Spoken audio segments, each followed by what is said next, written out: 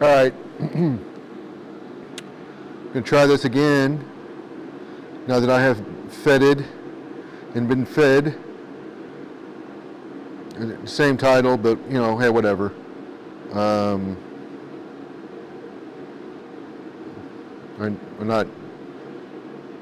not rocket surgerying or anything. Let me close. Is this? Oh, okay, it's. I got to move to see if stuff's happening. Switch to Anvil Cam. How's that look? Way too tall. You know what? Oh, this should be interesting because I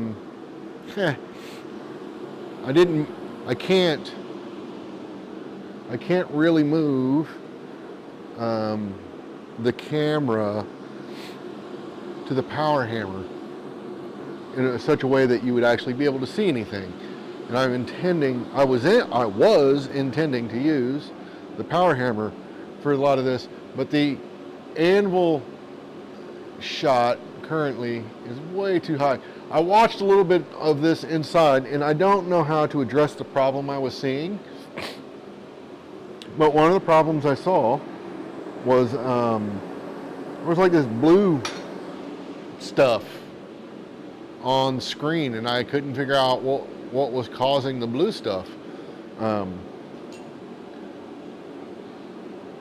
It was really weird. And I don't know if it's doing that now.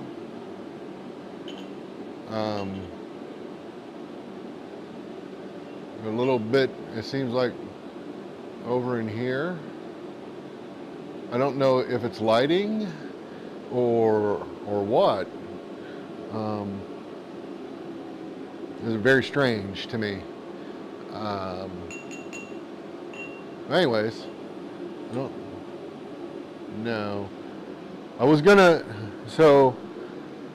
totally gonna make tongs with the power hammer, but he wouldn't be able to see anything, like at all, until I move this camera or get the other one going. And to be honest, but that ain't gonna happen. Not today, anyways. I'm looking at my other tire hammer, and it's got like this weird gray coloring to it. I don't know what that's all about.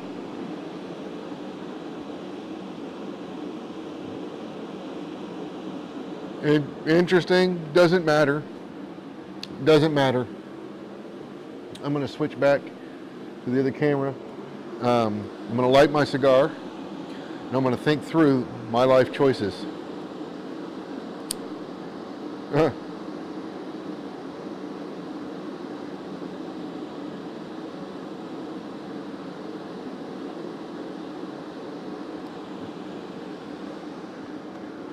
All right. So I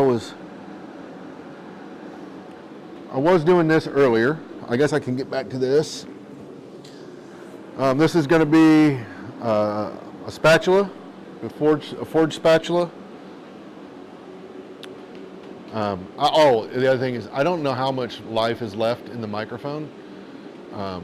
Being wireless, I totally forgot to charge it when I was out there. But anyways, this is not the greatest horse head by any stretch. I don't hate it though. It's all bent up right now, but that doesn't really, that won't. Okay, I take that back. It might, but I need to cut, I don't know, about this much off, and then forge weld the spatula into this. So that's what I will do. I need to clean this up, finish this transition. I need to hit this with with a blah blah blah, and then I'll cut it and then weld it. So that's what I'm gonna do.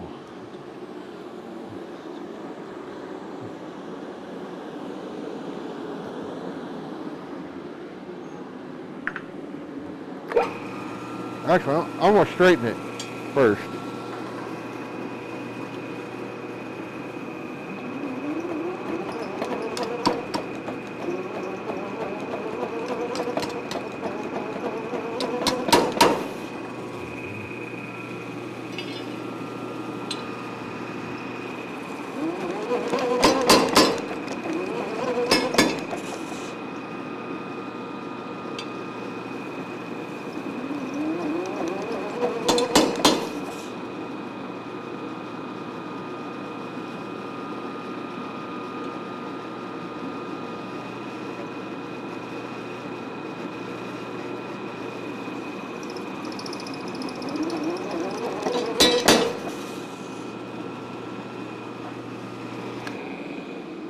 All right.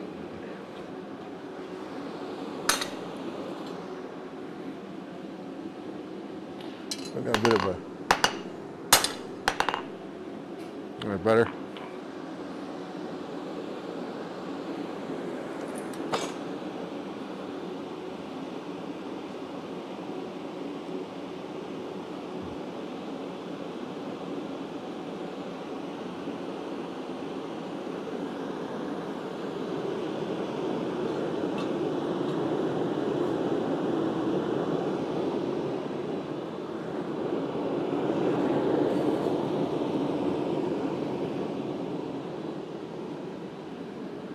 It'll be a bit.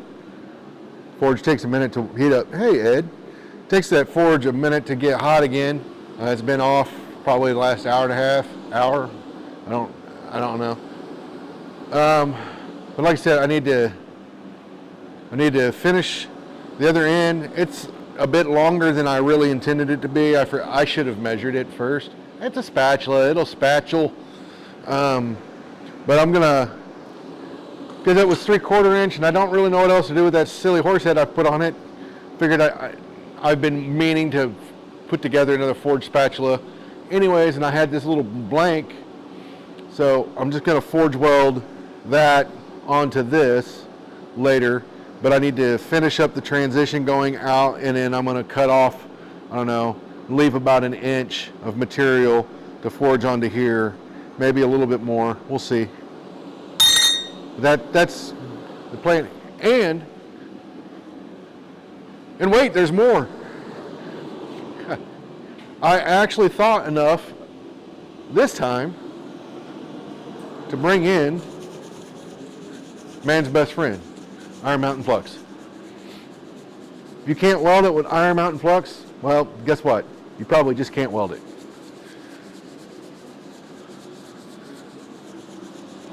I actually watched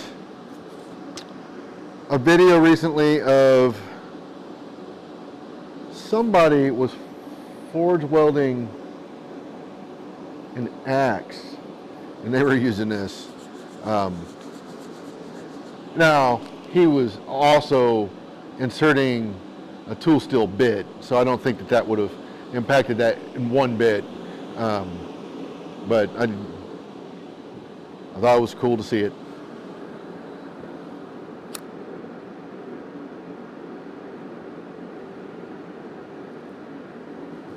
And to help with that transition, I'm just going to use these this fullering spring tool again, and then I'll try to just hit it once and then turn it and hit it again. That way I don't have to try to I'll probably still have to do some work to center it back up, but and then finish rounding out that end.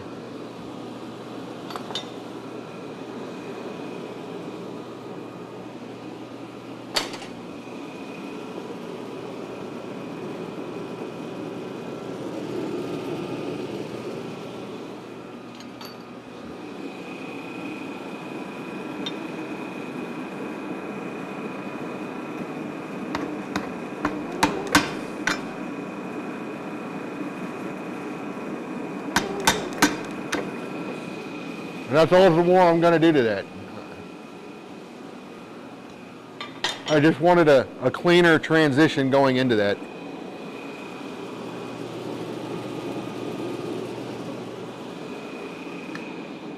The flat dies, especially these, very aggressive at times, so they'll leave kind of chop marks. And I need to really clean these up a little bit, but it's whatever. We did discover the dies. I have to make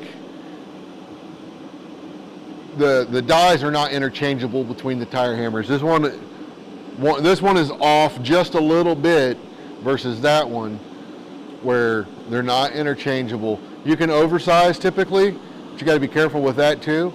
But I know that my 1.5 by 6 dies that fit that hammer will not fit this hammer. And I'm pretty sure one of those holes is already oversized. So anyways, I'm just gonna finish this thing up, get it ready to go.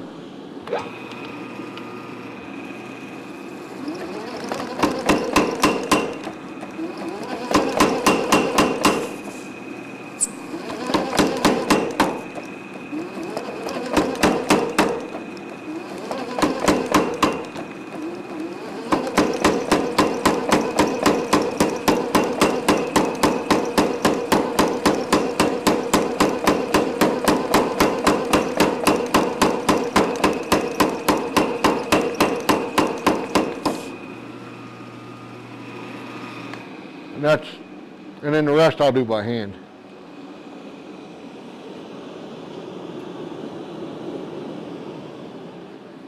I mean, I could have done what I just did on the power hammer. I could easily have done at the handle too.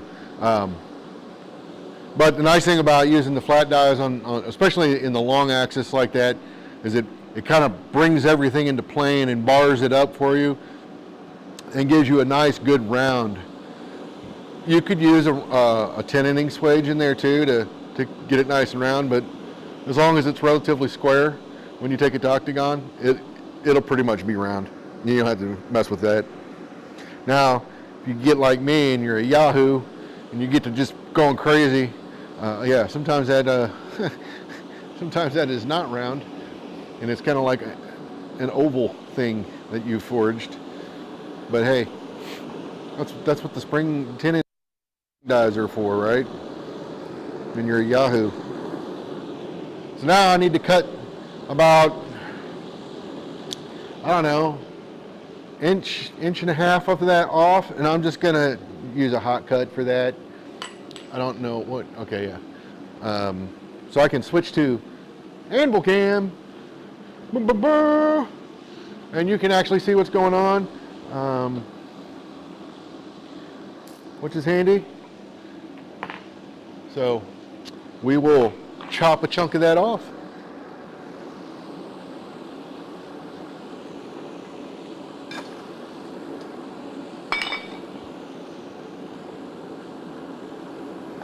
And then the real question is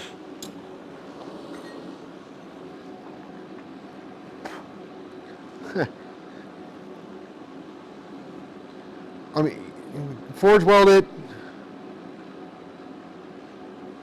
but do I, I'm gonna wing it. Let's see what happens.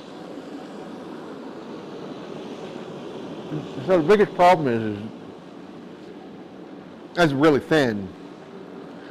And normally when I'm doing something like this, what I'll do at my forge is I've got a little block of steel. You can use this, in fact, like this right here. This particular swage block's got it.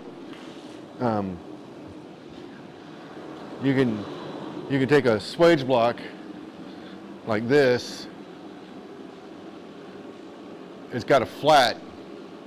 So what I don't use this one for this particular operation, but what you can do is you can put it up in your forge, if you've got a coal forge, put it up on the table, and then that way when you come out, you've got a spot like right there to do this procedure. But, I mean, we can fake it. We can fake it.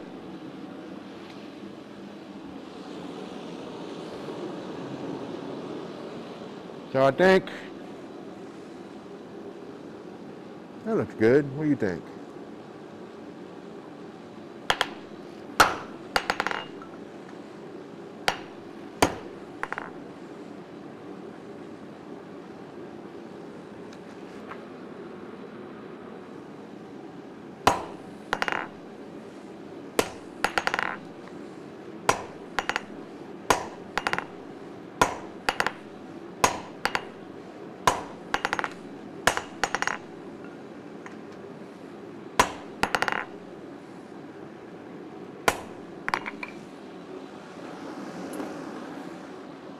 Look at there. There's enough there to make a couple of keychains.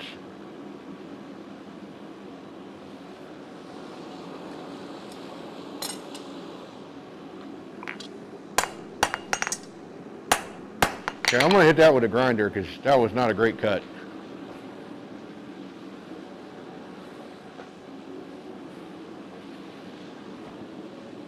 Go to the action cam.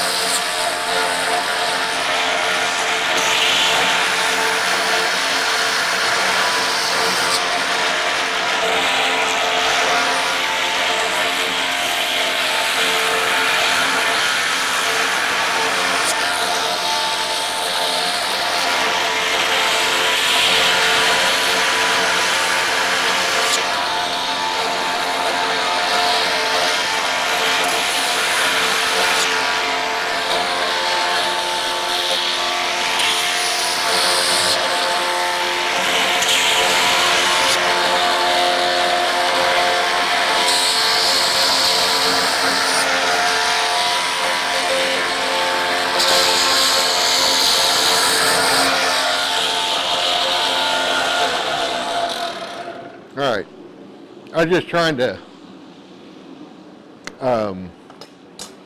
get this even-ish up top.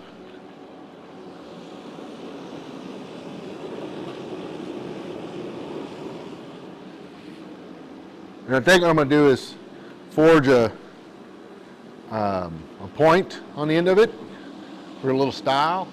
I know it won't last that long when I go to forge weld it, but it'll give me a little material to work with right there.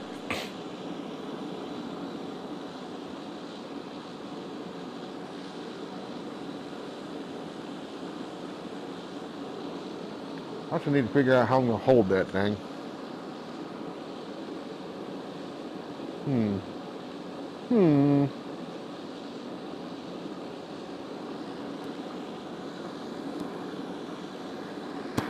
And it might be easier to just go over and hit it with the glue gun. Just tack, like tack it real quick. I'll try it, see if I can do without it, but just doing this as the coal forge, it wouldn't even be a thought, but we'll see. We will see.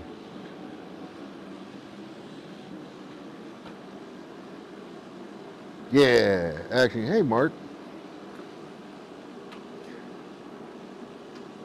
Hey Ed. Yeah, you like that, right? That's pretty sweet. So I found this cool thing. It's called it says ATEM Mini Pro.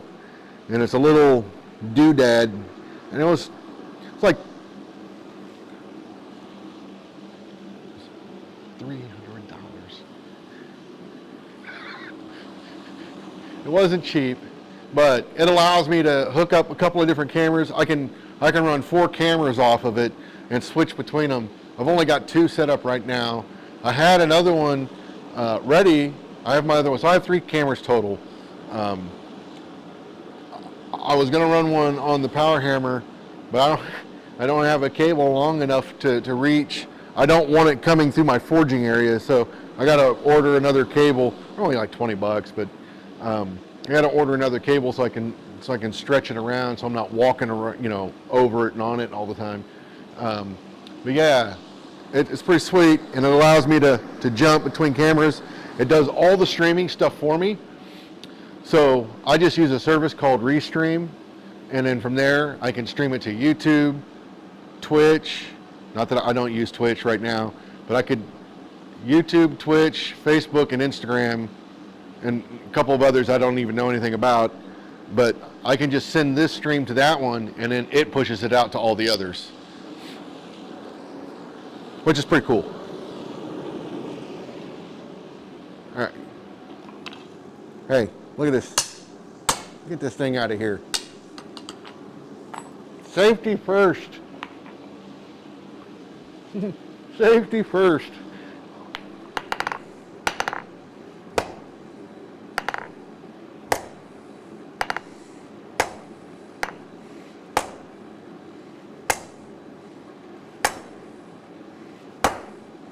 All right, so I'm already out of heat because I had to safety first it, but if you look at it, right, I'm just going to forge down a point on that. But if you look at this side, look how much thicker it is. So you got to check that back. If you don't check that back, it's not that you can't deal with it, but it can present issues,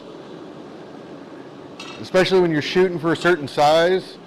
Because if you let that stay too thick and you start to work it back, the point will pull out way further than you were expecting it to.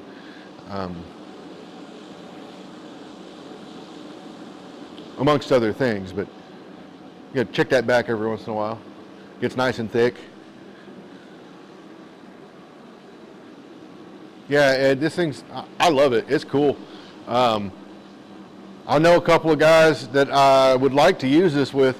Actually, it's not this tool. I mean, that'd be cool too, I guess, but what'd be really cool is to take some of these cameras and set them up and video, get video of a couple of guys I know. One dude named Kurt, he's pretty decent with a power hammer, I think. I'd like to get some video of him. There's a guy down in Oklahoma I'd like to get some video of. Hell, to be honest, there's a dude in Texas I'd like to get some video of, but I don't know the availability on that one. But in March, I think a bunch of us are planning to head down to John Paralou's place, and I'd like to get some video of that. I know that there's Wi-Fi in the classroom. I don't know how good it is, but if we could stream something like this there, that would be cool. If not, just get regular video of it. Captions hid the anvil view. I don't know how to turn the captions on or off. I'll have to look into that.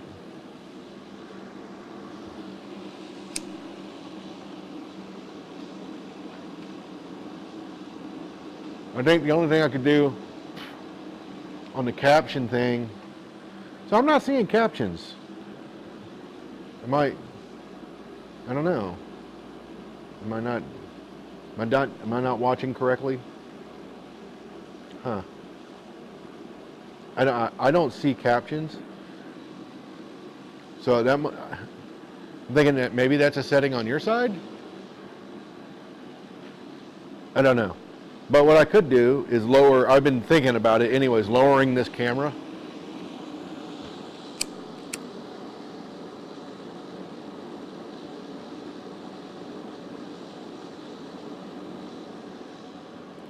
In fact, let me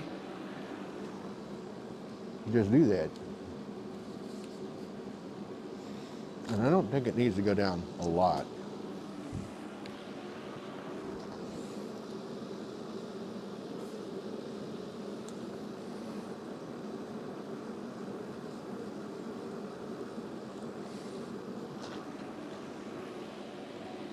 Oh, baby. Oh, baby. Whoop. Okay, you guys see this? The blue stuff on here, I don't know what that is. I honestly have like no clue what was causing the blue, but I'm seeing it on camera now. It's really weird. Now, it seems like it just went away.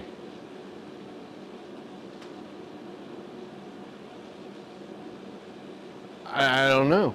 Really weird. I'm clicking buttons, not meaning to click buttons. I did this earlier and I noticed that this stuff came on the screen, and now I'm going to try to figure out how to get rid of it. Display maybe? That's how it does on the other one. Oh, there we go. Now I just got to try to get this back in. It's moving. Why is it moving?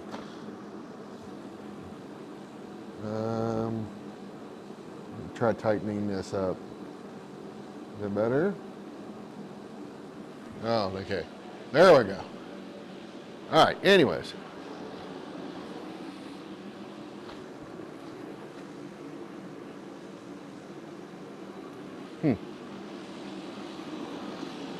Let me fix this guy.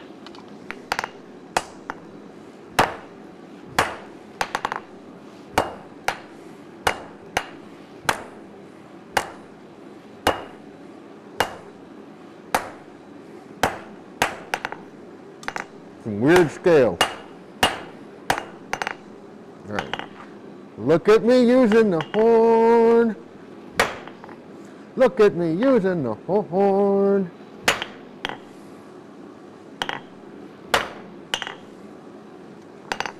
Okay. Oh, it went everywhere but what I wanted it to do. Let's try this. All right, so I use the horn with the purpose of, well, hey, that's not in view. Just trying to balance out that shoulder a little bit. It's throwing some awfully strange scale.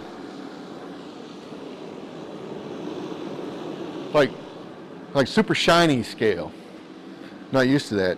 I don't know if, I mean, it's just 3/4 by quarter, mild. So I don't know if it's a artifact of the old man eyes, an artifact of the gas forge. I don't know.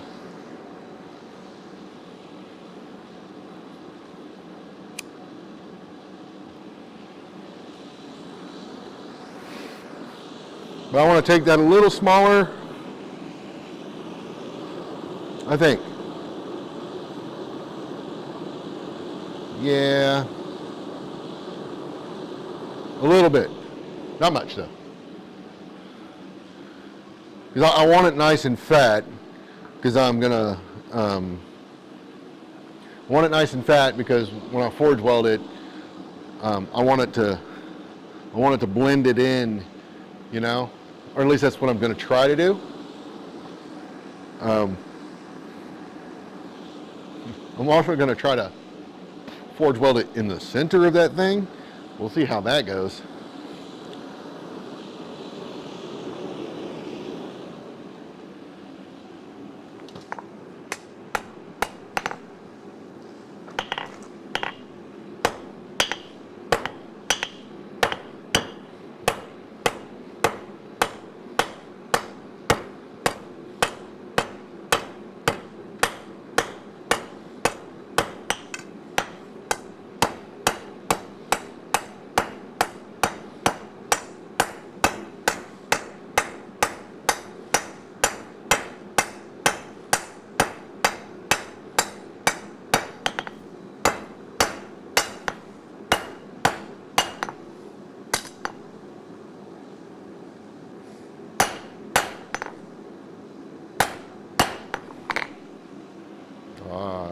Pushed it the other way.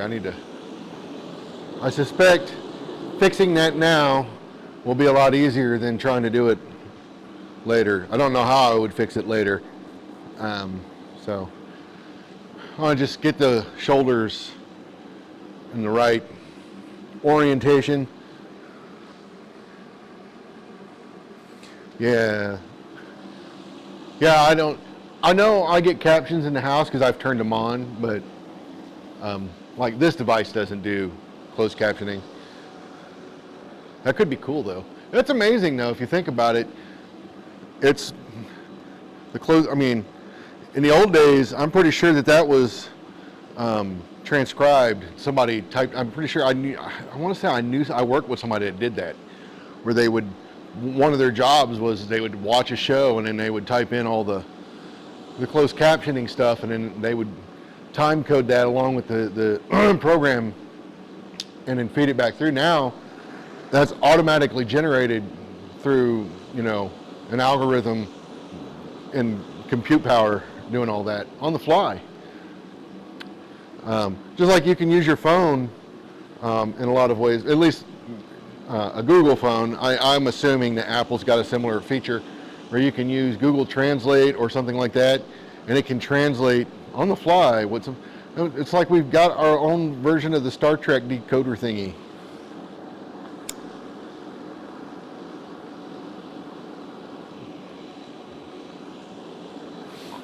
I don't know how good it is, but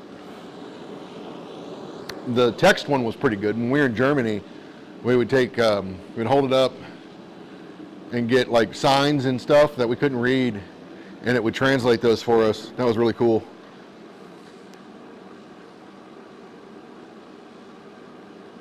Oh, cool. I didn't know that, Josh. Right on. Oh, another thing. My microphones are, I can't even see that damn thing. Oh, just under half. So I don't know how long the mic's gonna last. I need to go turn it off so its battery doesn't die. But I did hook up the boom mic to the main camera.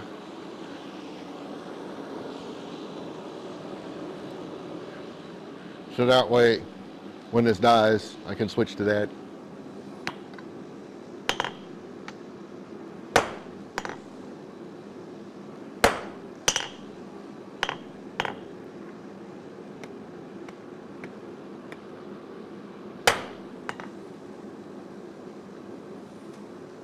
That, I feel like, is the best I'm going to get. I feel like if I keep messing with that, that's going to get way too thin. I should have dealt with that a long time ago.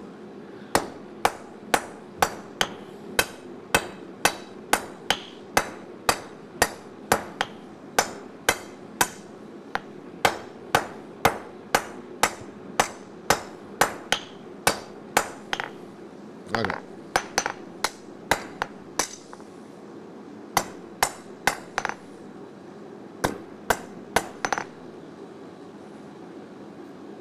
Okay. This is going to be fun.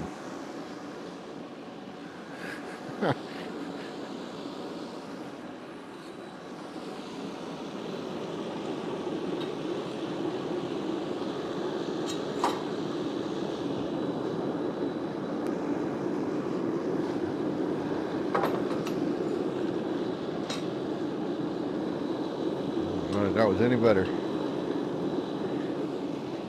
Okay.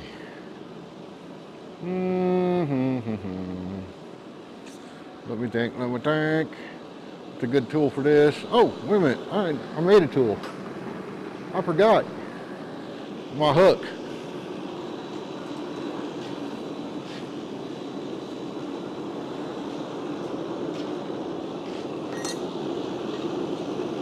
You know, I'm going to do it. I was just thinking, you know, what would be really handy right now is if that thing was, if I had just had a slight bend in the front end that I can fix later. In fact, I might even bend a good half of it up a little bit. We'll see. But it'll make it easier to drag that back out of the forge rather than trying to fish it off the ground. The YouTube channel is Sharp Bend Forge. I think it's Sharp Bend Forge. I think it's 3 words.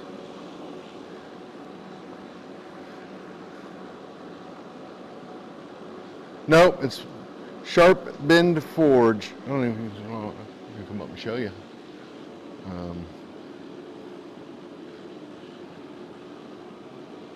Right there. Hey, isn't that cool? I can just, I mean, this thing's got great focus. But yeah, I think I'm gonna put a bend on that piece of sheet, make it easier to pull in and out of the forge for what I'm trying to do. Otherwise, yeah, that's what I thought. This is gonna be exciting to try to get this out of there. Oh, you son of a bitch. Oh, you son of a bitch. So, right in there. I don't need a lot. I just need to give it a little lift so I can scoop it back out. Kind of like I just have to do right now on the ground. But these tongs are not quite sufficient for stock that thin. Oh, but I bet you these are. Ooh, no they're not.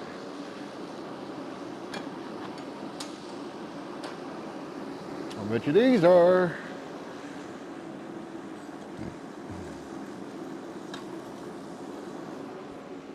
Yeah.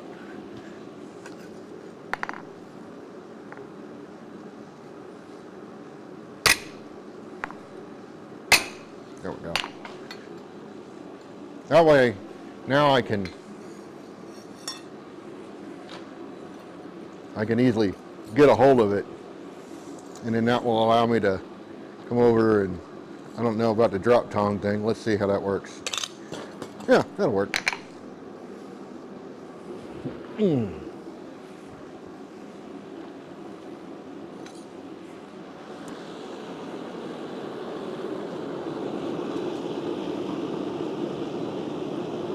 But yeah, that'll make it getting that in and out of the fire a lot easier.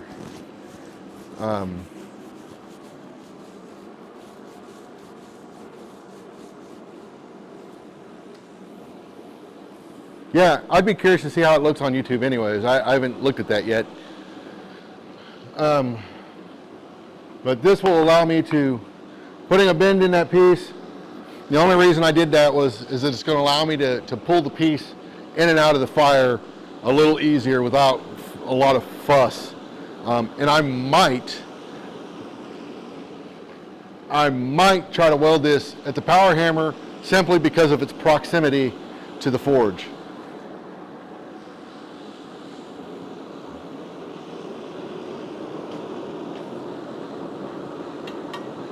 Okay, so I'm seeing a problem. Again, easy to fix, but the problem is the orientation of this. I want it to sit this way, but it wants to flop over.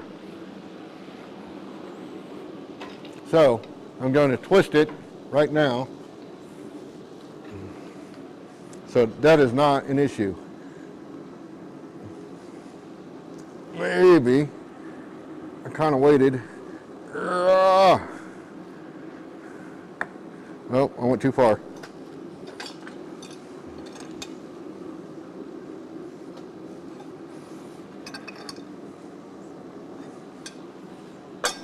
That should be good enough. So now,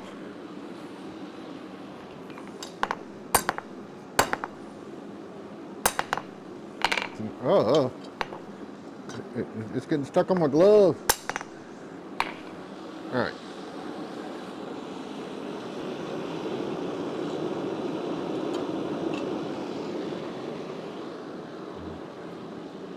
We'll see how this goes. This doesn't go like in the first couple of tries. This doesn't go in the first couple of tries.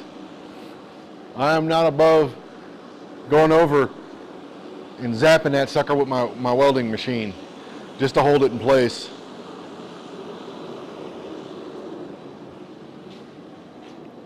I don't necessarily think I'm going to need it, but we'll see.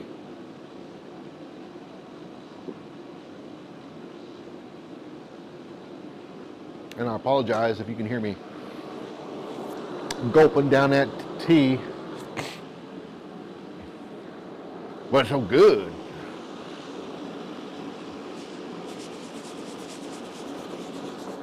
Pet peeve. Let's talk about pet peeves. I'm about to weld something. One of the things two things really.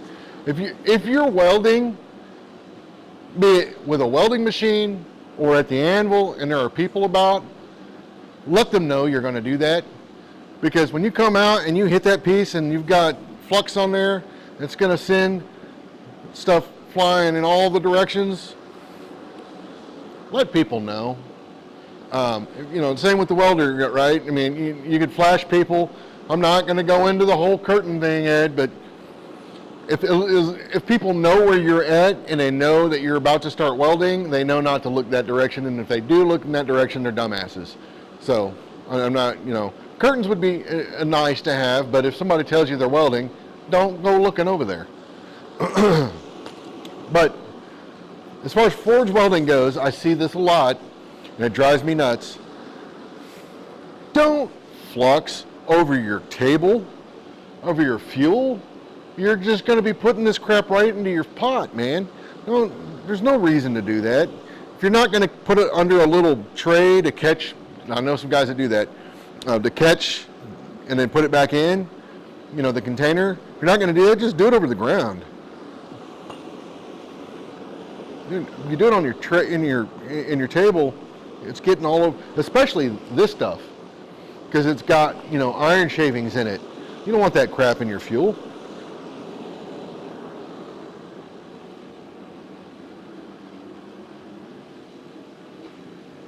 Hey, Kevin. Hey, Ethan. All right. I suspect I'm going to have to turn this forge up. But let's see what happens.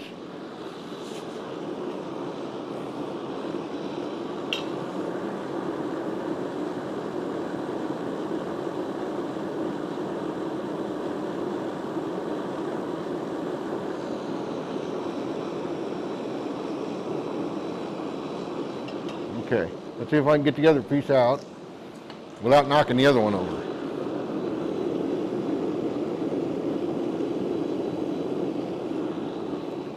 Actually, I'm gonna brush this bad boy. It's all kinds of scaly. I know, but that's some brutal scale right there. Look how cold it got, how fast it got cold. I think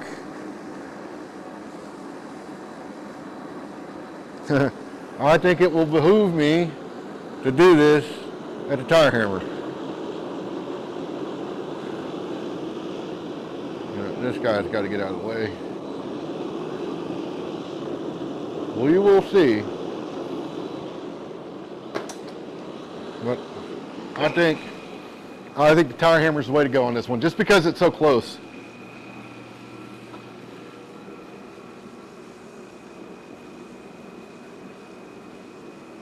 Hey, Josh, he doesn't got to tell me. He ain't got to tell me, man. I've seen the magic. I actually showed people how to tack this stuff together just using a pair of tongs, and they thought I was full of it. And I did it at like a low orange, kind of bright red, and they were like, they thought I was some kind of voodoo magician or something. But anytime you can give yourself the greatest chance of success,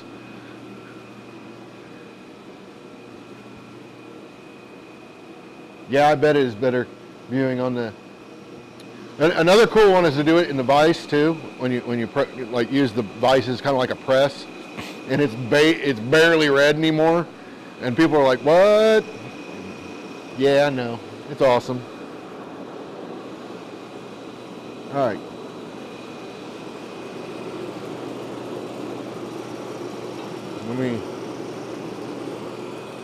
I don't know that you're going to see anything other than failure. Well, we'll see.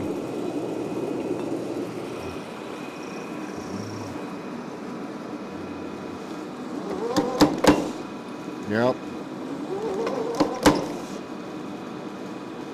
Okay.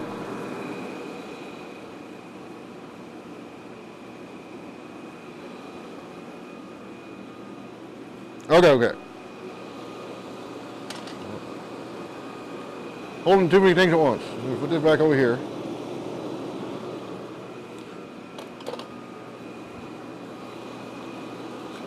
Clean this one off.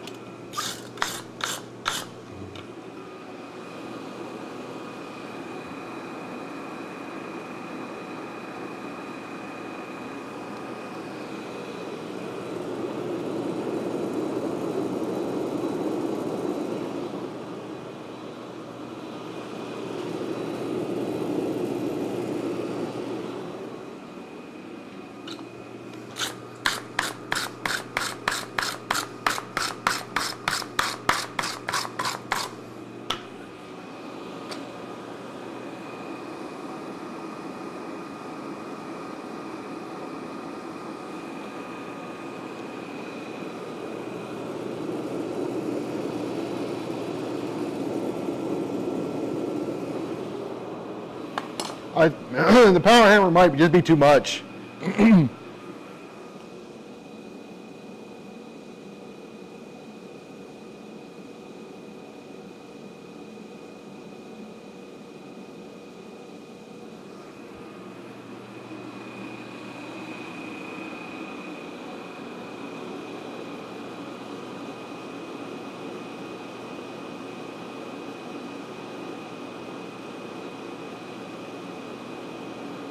What I didn't think about was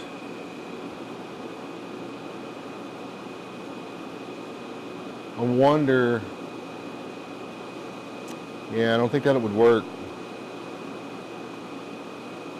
Like I said, I ain't above taking this thing over to the welding machine and tack welding it and then finishing it up from there.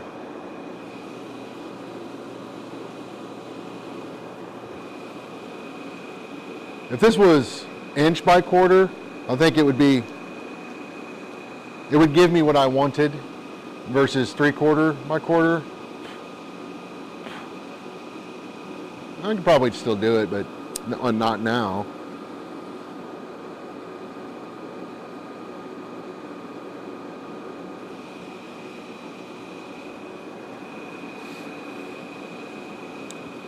But I had that piece cut out for something that's similar to this anyways. So, we shall see. Alright. Don't need this on. I'm not going to do that again. I'm not going to do that again. I'm going to do the dirty, y'all. I'm going to do the dirty. Well,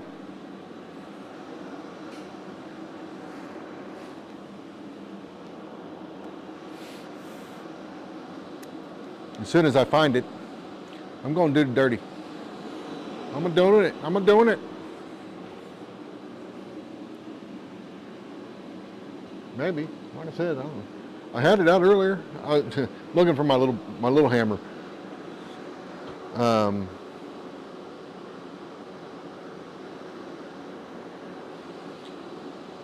feel like Andrew Larson showed up to my shop and just ran off with it. He's been giving me grief. That's okay. I have a secret weapon, y'all. I have a secret weapon.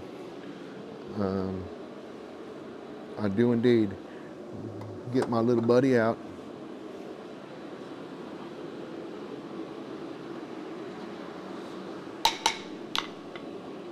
Get my little buddy out.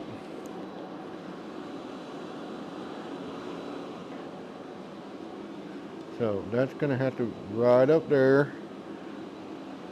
Hey, you guys want to watch me fail? I'll switch cameras so you can watch me fail.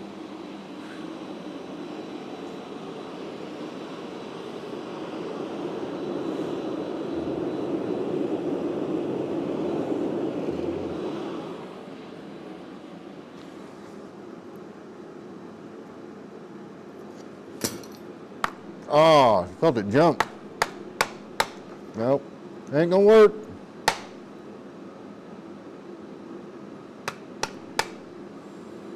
I don't know what this stuff is. That's the other problem. I don't know what that stuff is. It came out of a parts manufacturing plant. That's the excuse I'm gonna use. Like I said, I ain't above welding that sucker and then finishing it off. So I'm going to let that sit there for a second.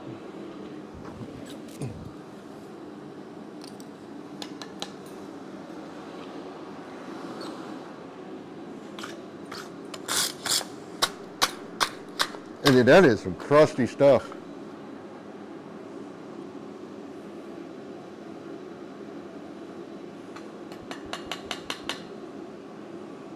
I mean, it is crusty.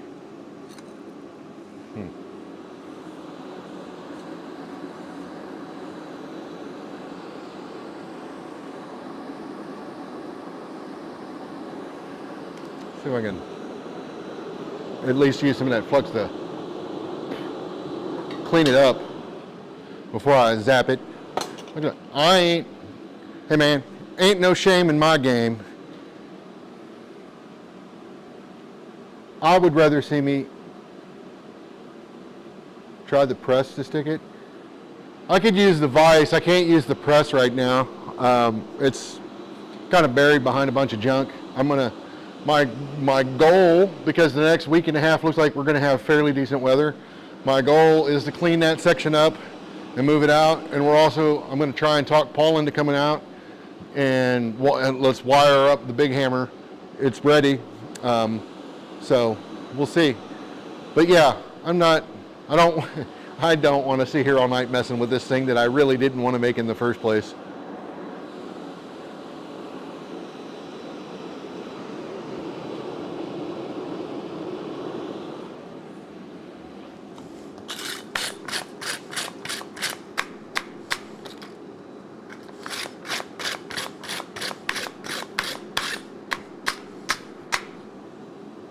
That's a lot better looking.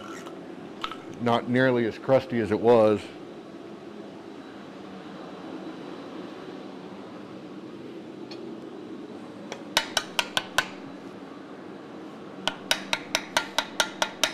Big old chunk of scale just fell off of it.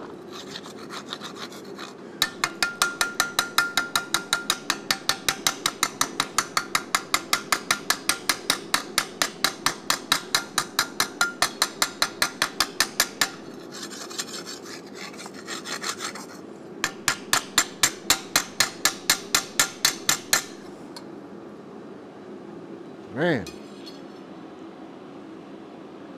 that is some crusty stuff.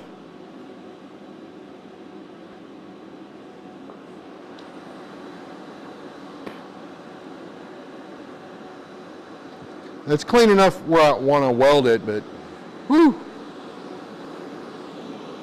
don't need to preheat.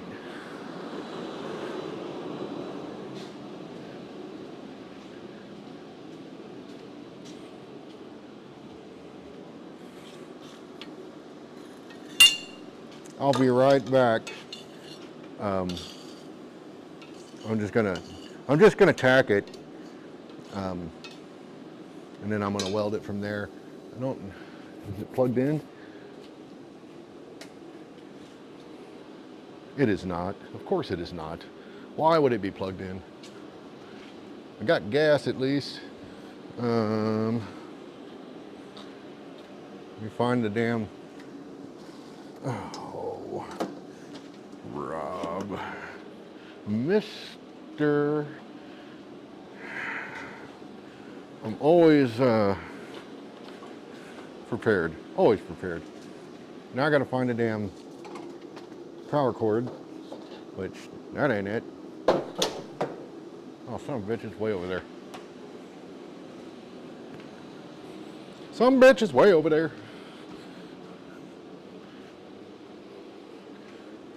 Oh. What is going on? Oh, here it is. Somebody, it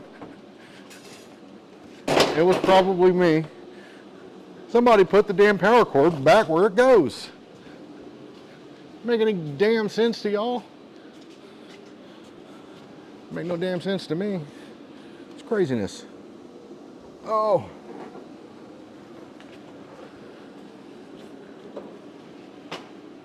Okay. Now we got power.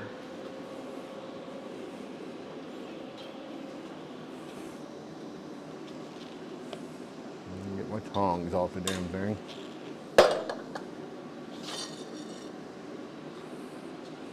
It'd help to put the ground lead on.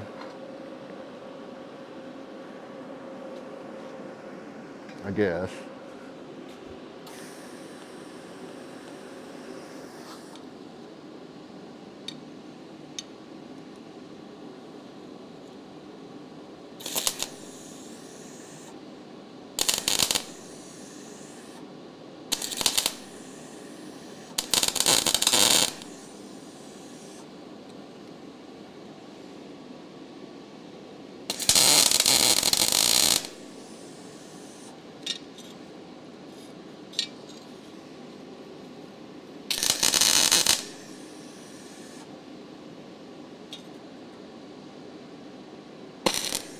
Oh, all right. All right, it should be enough to hold it. Oh, that was ugly. I didn't put a hood on, so I was safety squinting. All right. Excuse me, pardon me. This will also allow me to close up the forge a little bit.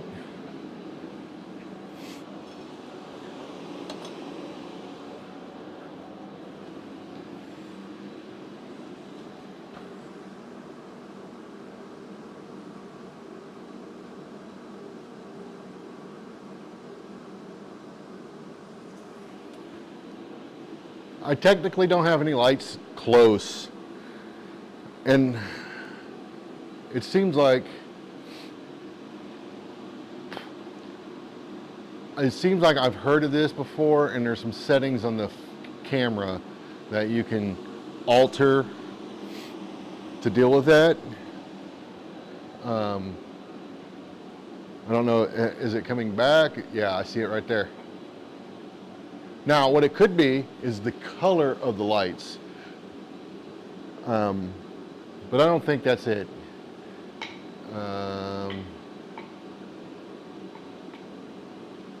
Yeah, it's right in there. Don't know. I don't know.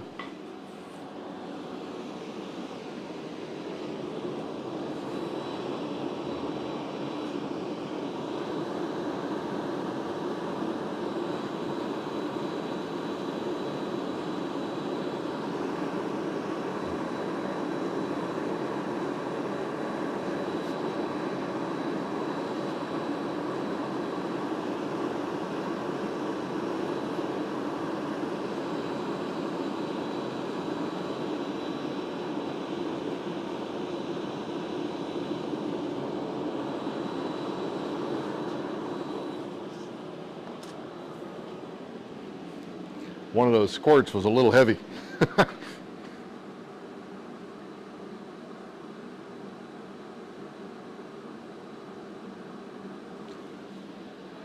Yeah, I don't know. It's weird. I'm curious. I might swap this camera out for my other and see if it does the same thing.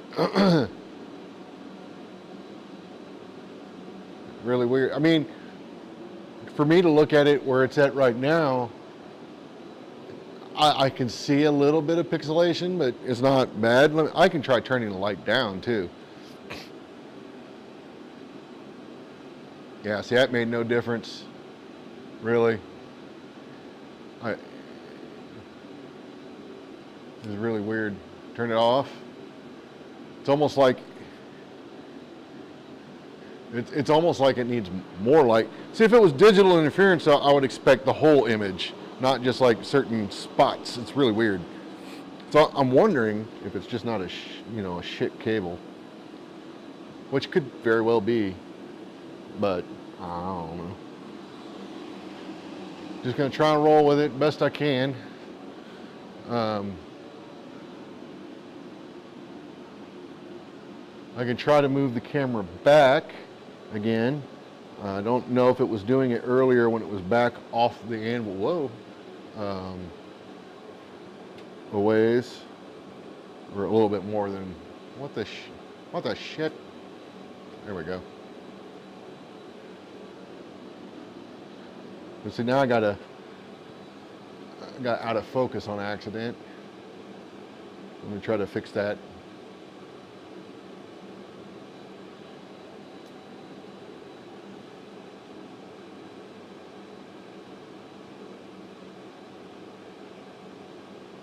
It is not.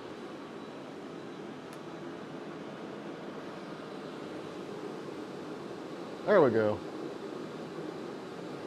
Yeah. No memory card, we know.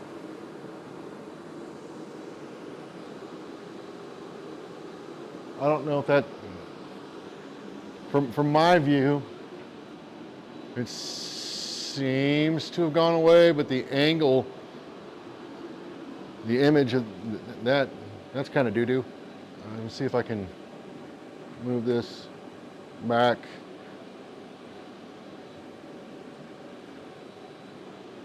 All right. Ain't great, but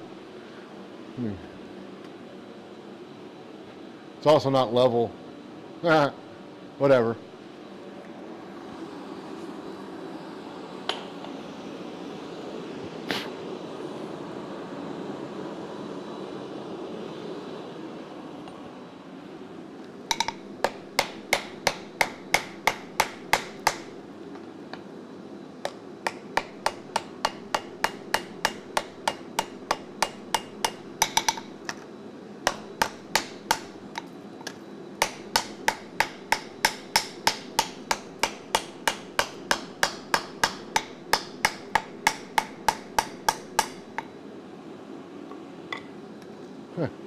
Let's see if that welded, because I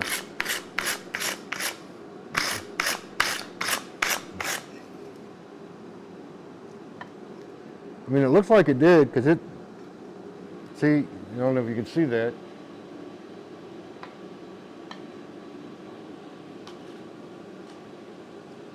Looks like that welded.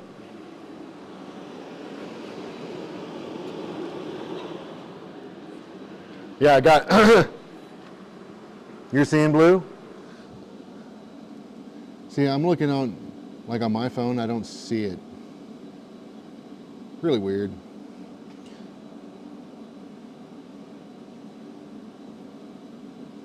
Really weird. I don't know. I'm not gonna chase it right now though.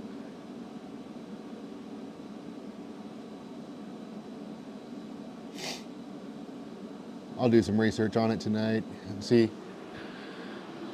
Better than any other blacksmithing stream going on right now, as far as I can tell. And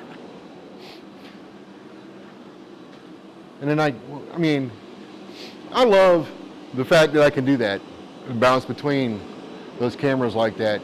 And then, like I said, I got some cables I need to order probably next week. That way I can run another camera over in this area somewhere to get a good shot of the power hammer.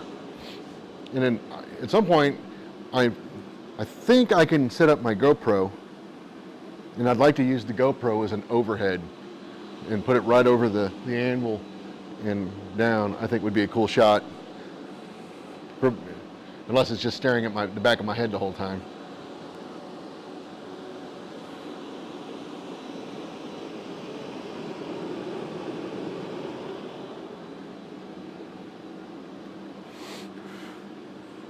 Yeah, I think it welded. It didn't shoot off as soon as I hit it with a brush, but again, I tacked it. But when I flipped it over to the other side, the colors where it's at, those colors were essentially the same. So I've heard stories that that's a good sign.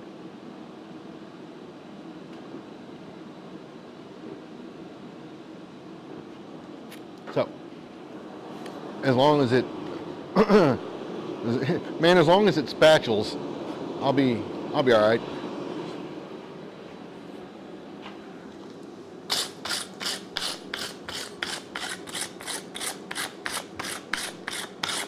So much crust. Ugh.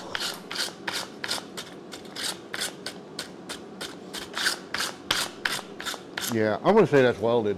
Look at that.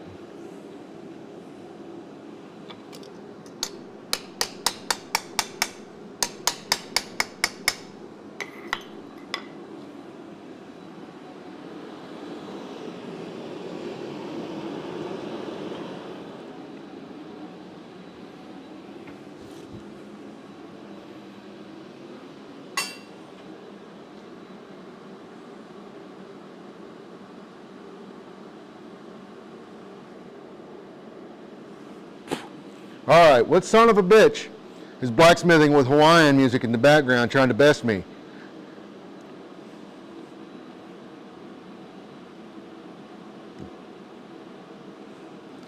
This kind of stuff will not stand. I feel like, I mean, Yamez does he stream on Wednesday nights? I usually I don't always get updates, but I usually do. He's the first person I think of. And I probably look more Polynesian than he does. A picture-in-picture thing. Wait a minute. I can do picture-in-picture. Let me try.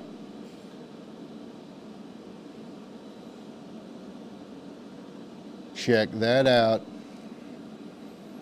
Oh, hey.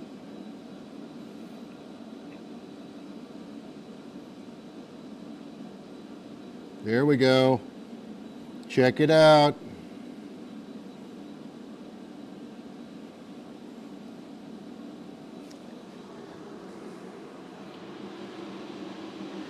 It is a tiny little picture though.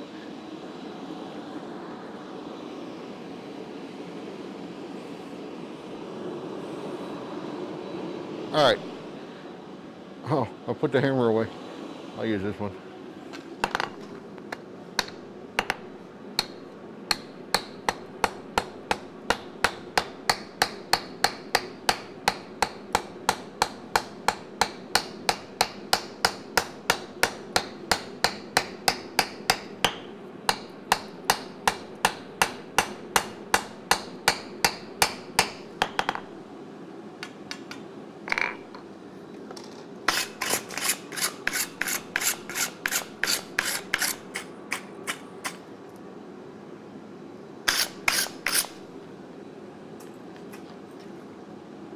Getting there. It's ugly, but I got an idea.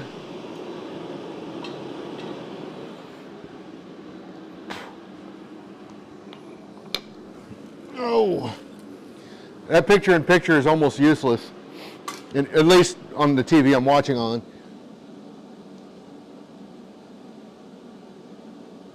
Oh, the other stream is Hawaiian music. Okay, I thought there was some blacksmith out there using Hawaiian music on his stream, trying to best me. You can't be having that. People like John Taylor are already gonna make me look bad. I don't need that kind of aggravation in my life. I'm gonna turn this picture-in-picture off because it seems almost useless. What is the transitioning thing? Is that a little too much? There's different types. And then there's a duration that you can set. There's also a way to turn on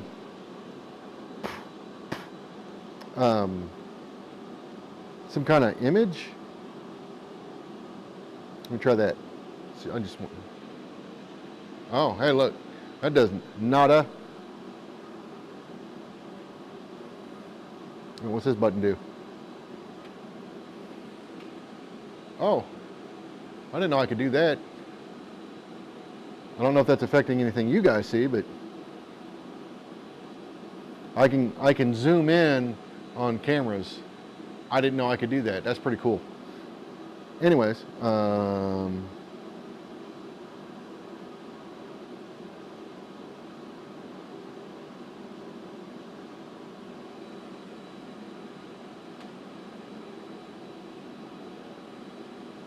there we go. Back to my normal view. Anyways. Yeah, cool. So, let me see if I can do it with my phone. I don't want to move the camera, but I'll show you what I'm seeing. Flip this around, and then if you look up, well, it's kind of, whoop, wrong way. Well, you're just seeing the damn boom mic. But yeah, that's my view up there. So it's all, each one of those little boxes, the top one is the preview, and the top left is preview, top right is what's actually being sent out. And then there's a row of boxes below that for each camera. And then there's some other stuff. So it's pretty cool. It's hard to see on a small monitor though, so that's why I put it up on the big screen like that. What I wish, and I can't, well, it would be really nice if I could put the chat up there. I need to figure that out. I can't do it with this tool, but I might be able to do it with something else. The big thing with this tool though is I was trying to figure out a way to not have to bring a laptop out here.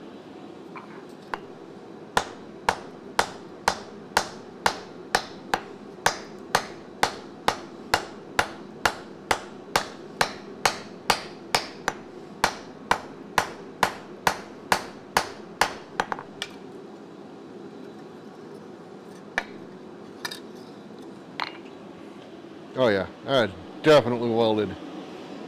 Okay.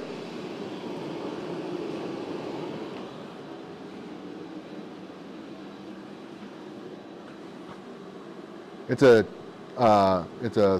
what is this thing called? ATEM Mini Pro by Blackmagic Design. This is like it's like a prosumer video switching / mixing tool. They make high-end studio versions. I am not that kind of money. I am more like a $300 guy, so I got that.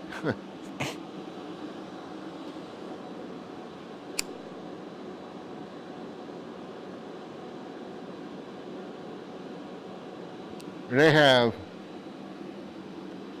several versions of this device, and it each, like this was I'm pretty sure this was the cheapest one, but they have like several versions of this device, and some of them will utilize, so this is HDMI. The fancy ones are SDI. So if you know anything about videography, SDI is like the standard cable connection type. And you can control the cameras, supposedly. I don't know if you can do it through HDMI, but you can definitely, if they're SDI connected, you can control the cameras themselves through the SDI connection. And I believe there are SDI powered gimbals that you can get, and there's one of these machines that has a little joystick, and when you switch that camera with that gimbal on it, you can drive the gimbal. Way out of my price range, but I believe that's what I saw. I could be wrong. So I'm gonna put this up in my little spine tool real quick like.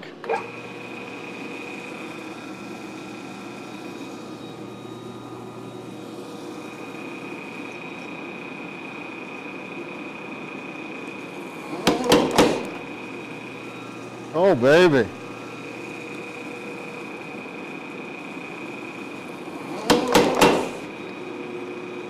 Oh baby. Ain't there yet, but it's about to be. Oh, you can't see it. Hang on.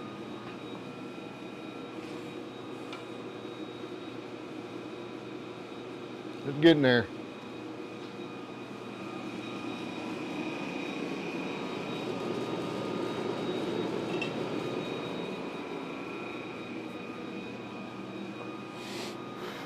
And then once I get this point down, I found that with this particular one, you kind of got to work it up.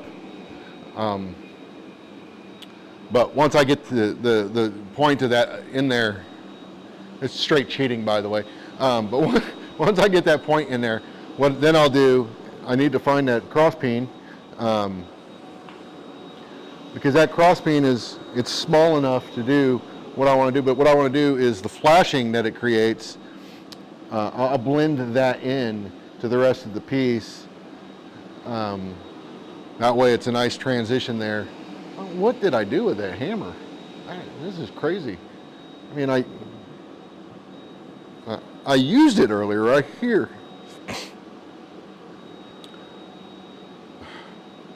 I walked off with it. And now this is something I'm really bad about. I walked off with it and laid it down somewhere else. I actually put it away because I had made the joke that Andrew Larson was going to jump on here and see me using this cross peen again, because it seems like every time he jumps on my stream, I'm using a cross peen, and poor guy he's going to go into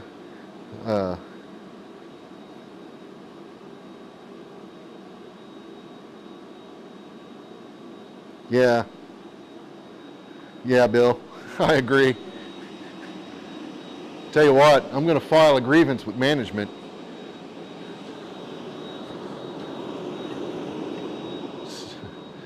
This kind of behavior, unacceptable.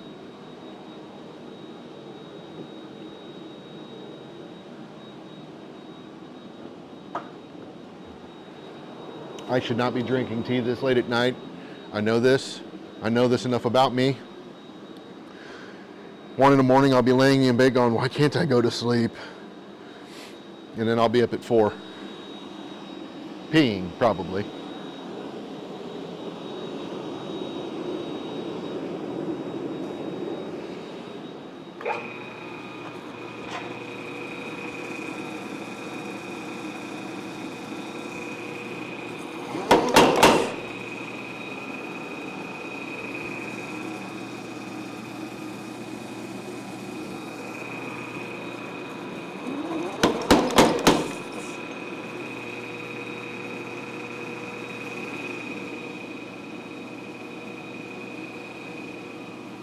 Looking good.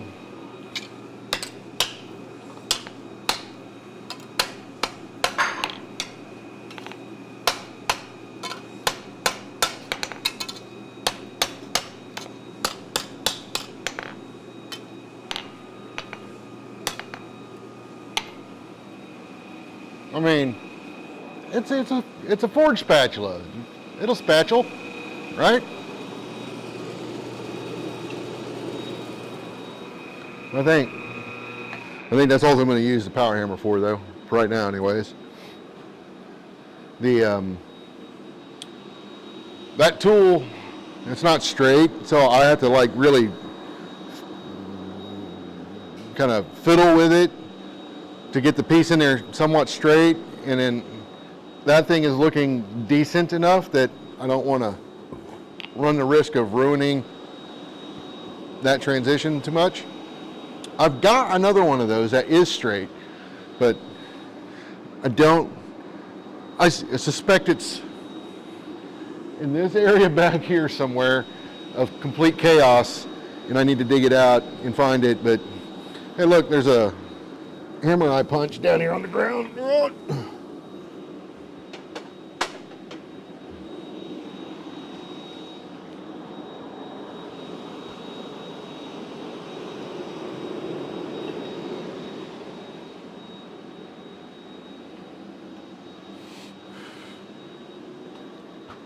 Hey, Ken.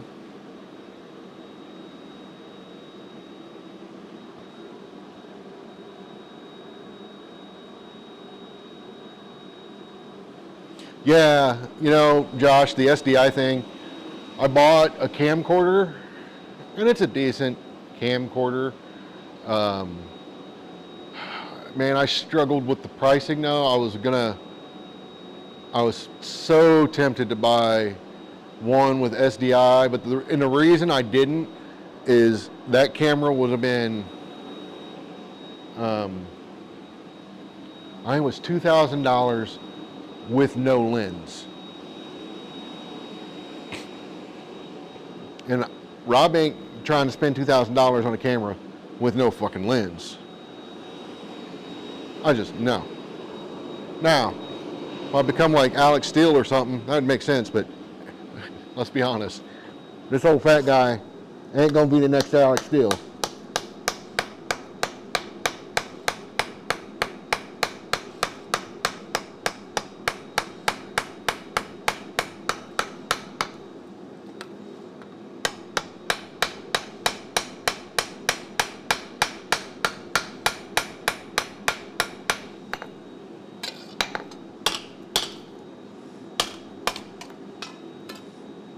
All right, so, oh hell, you can't see that. I still need a camera person, damn it. I'll use this. So I'm just working this down into the rest of the piece, and then I'll get the other side, do the same thing there.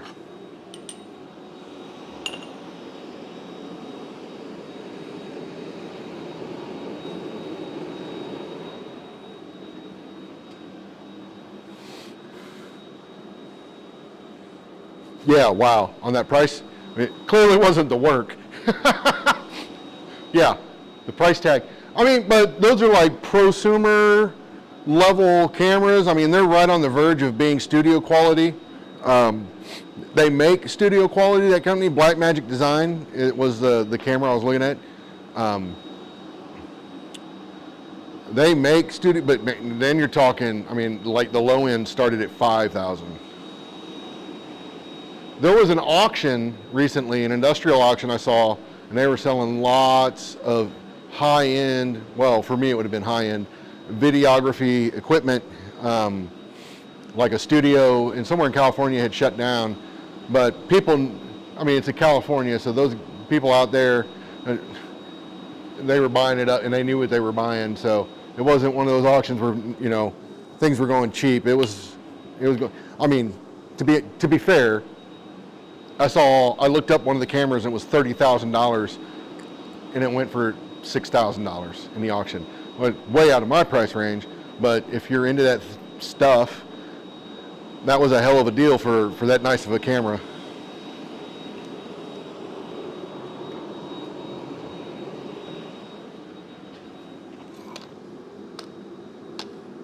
All right, I need to get this side now. Get out of here. I see you trying to get me.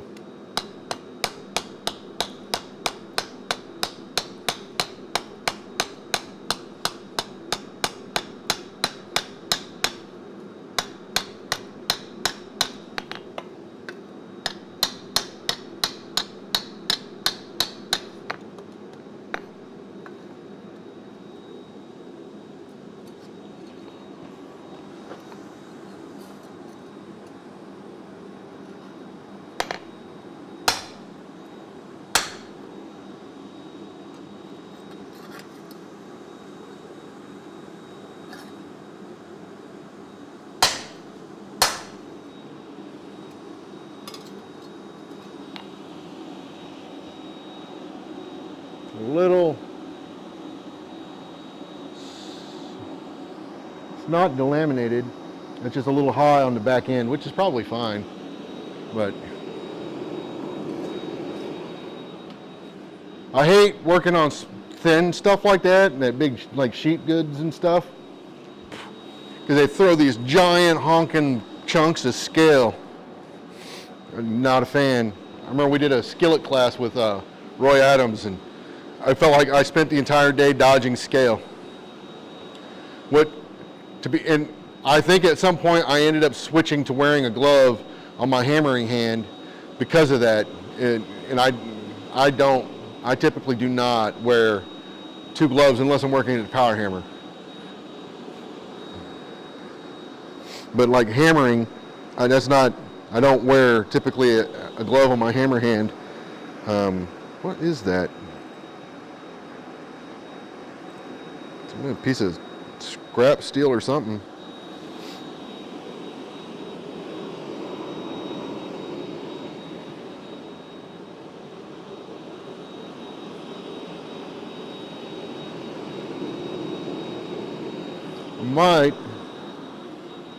I might put that back up here.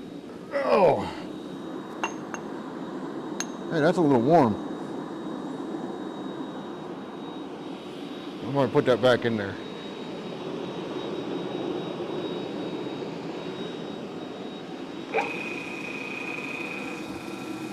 See, I gotta set it, look down on it.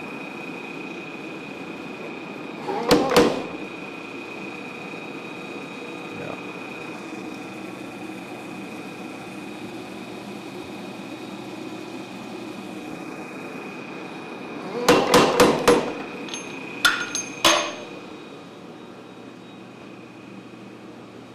Yeah, I got it off.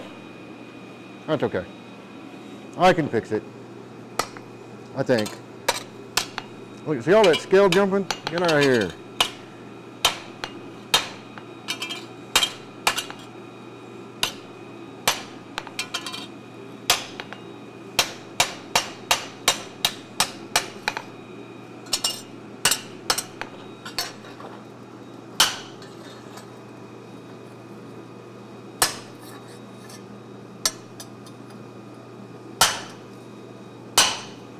Totally missed.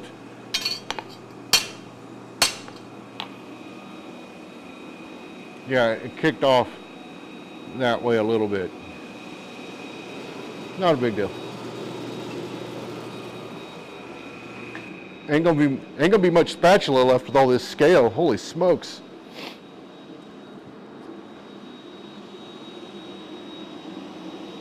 Might even just stop and then take a flap wheel to the rest of it and blend it in that way. It's a spatula. I've got a nice one, which I didn't even realize I still had that on. It's a nice one, but I've only got one. I've been meaning to make more. This one Brian made.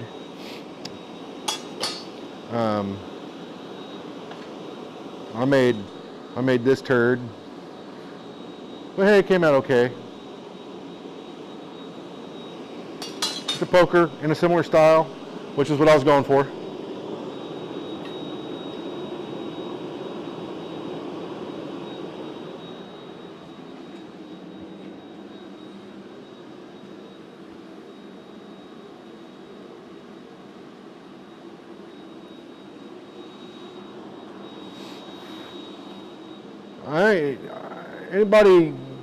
Anybody check in on Mark and Andrew and Jonathan and those guys? Last I saw, they were on the verge of drowning. All the rain they were getting down there. I'm gonna stupid it up.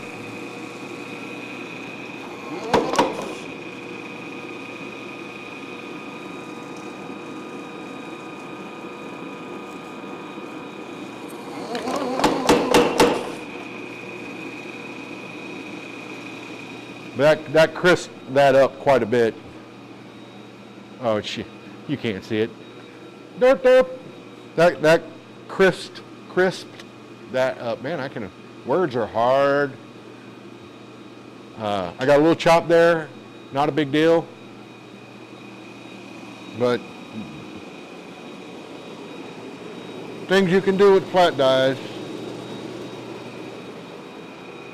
Like that tool I use, you technically don't need it. You can put it over the edge of the anvil and tilt it in, hit it one side, go to the other edge, tilt it in, do the same thing. It's just, for me, it's harder to do. You can do that at the anvil too, by the way. You can bring it over a good crisp edge and then tilt the piece in and angle it, boom, and then come to the other side, do the same thing. And you can just work up to a point and then try to get it as level as you can. You got to hold that angle the same way. So what I like about the German style or the double horn is it kind of makes that a little easier just by virtue, because if you follow this, it'll essentially give it to you.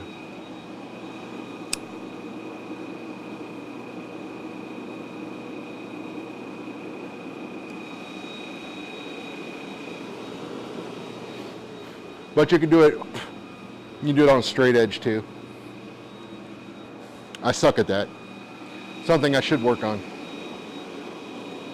But there's so many other things that I'd rather forge than little pointy things on the end of a stick. But I do appreciate the skill that goes into that. Yeah, they sent me a video, Ed. It's kind of funny. I'll send it to you tonight. They're all huddled up in the back of a tent. Looked like inches of water in their forging area. So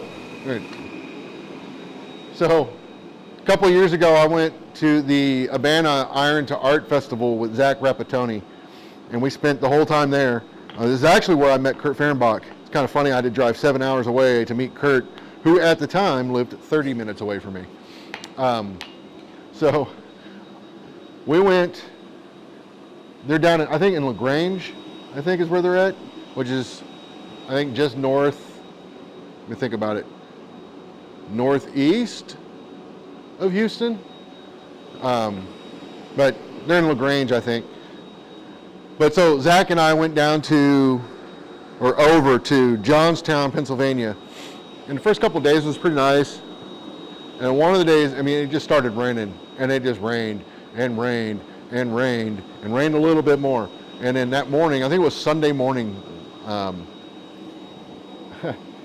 Peter Ross and his demo, which was they were doing a post vise, there must have been, I mean, easily this much water under their tent because they were down in a hollow, and it just flooded.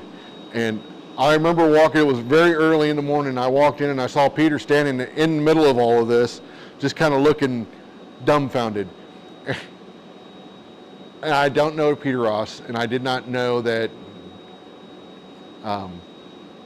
is my understanding he doesn't have the greatest sense of humor. But anyway, so I said to him, I was like, hey Peter, are life jackets included with today's demo? And he just gave me this like eat shit and die look, just like immediately snapped over and looked at me and then started laughing. So those that say he don't have a sense of humor, I think he does. I think he's got probably a pretty dry sense of humor. But yeah, I thought that was pretty funny because he just gave me this like really just like, and then he just started laughing. And then they called the fire department who came and pumped the water out of their tent.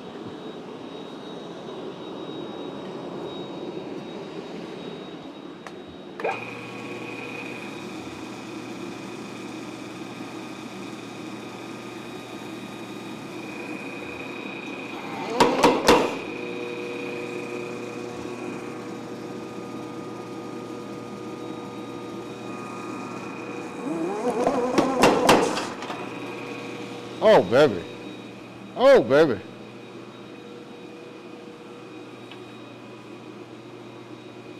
Would you look at it? Would you just look at it? Oh, so sexy looking. I don't know.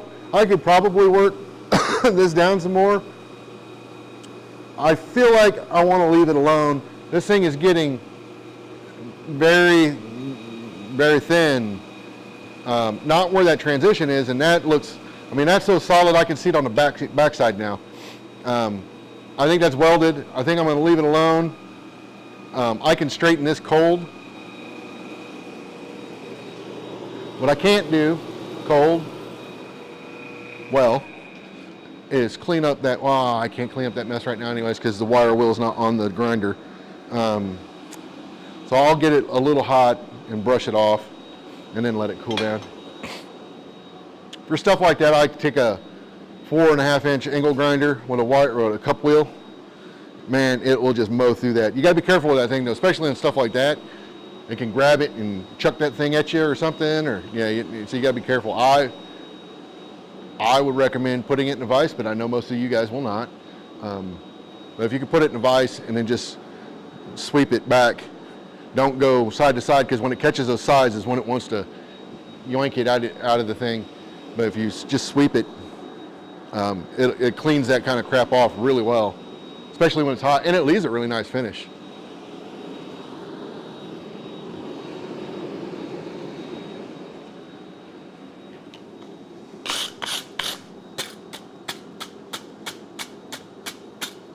So crusty.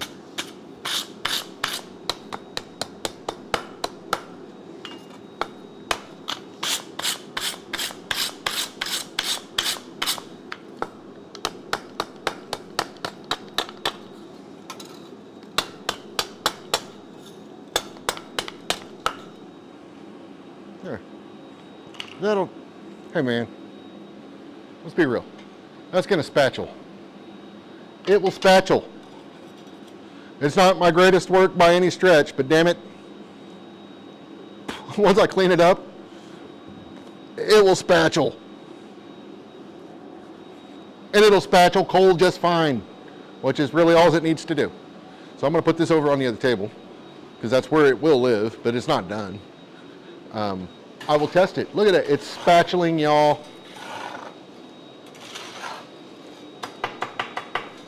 You can't see it, but trust me, it's spatuled. Is that even a word, spatule? All right, well, we know what a spatula does. This handle is loose. I don't think I have a screwdriver over here. This brush is some chucklehead. Not this one. Something else happened to this one in the middle. like, I think it was sitting on something and somebody stepped on it or something and walked back over it. So it's got like this weird indentation in the middle. But I've got another one that's got the same indentation but is round, because it was laying on the ground like this and somebody chucked a hammer and it landed right in the middle of it. Now, shame on me, shame on them, to some degree, because I think this is it right here. No, that might have been it. But hey, one, it shouldn't have been on the ground. But two, why the hell are you chucking a hammer on the ground?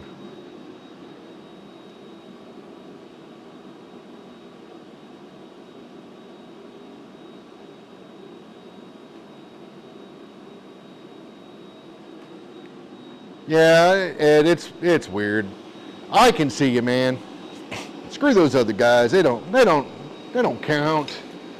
By the way, if you got a gas forge, make yourself one of these.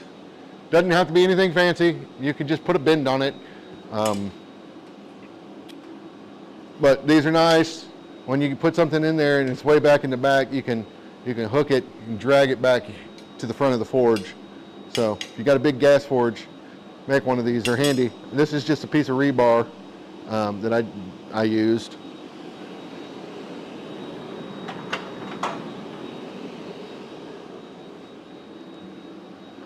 Okay, so that took way longer than I had initially planned. Got off on a tangent about blue stuff and the coolness of the tool that I'm currently using.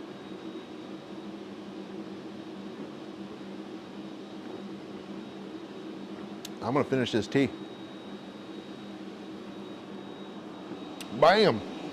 Oh, good.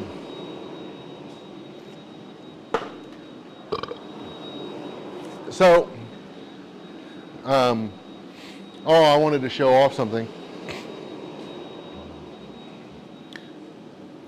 Something that would have, would probably have dire consequences if Brian were to see them. I know Andrew uses them. We use them with Andrew, and I was like, man, one of the things that I had noticed a lot with beginners and janky striking anvils, mine not excluded from that list, is if you got a lumpy, bumpy surface, a regular hump tool tends to walk, and beginners struggle keeping the billet on the hump tools. And I noticed I used Andrew's, I think, for something. We did something, and I was like, wow, okay, it's not just him making it look easy, it really is easy. So I went, like the next day I made those, and I think they've been used a couple of times now, and I think everybody that's used them has had pretty good success with them. I think regular hump tools are more versatile, and I would never not have set, but at the same time, I'm not gonna refute the usability of the fabricated ones either. It is what it is. I fully understand using regular hump tools, and I probably will use them, but it's nice to have those available.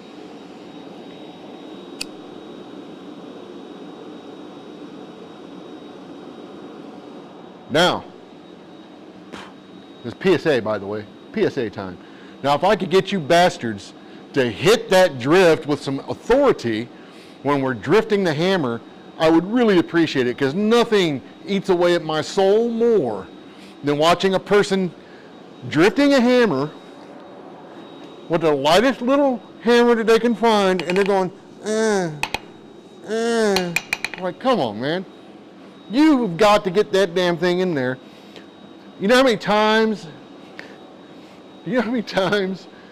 I've watched a person do that, and it'd be so painful that once they got it drifted, the billet was essentially black, and I was like, okay, sweet, we'll release it, and then I guess we'll do that on the other side, and then we'll start. Like two separate heats just to drift. Pick up a big hammer and get to work. Thomas Franklin's hump tools. Huh. Does he have the like slidey contraption things? Those are cool. And I don't know that that's what he's got. I've seen people that have like a jig type thing where they move back and forth on a jig. That's too complicated for me. Not to say that they're not cool, but it's just that's just too much. There's too much involved with that for me. The coolest modified hump tool, huh? All right.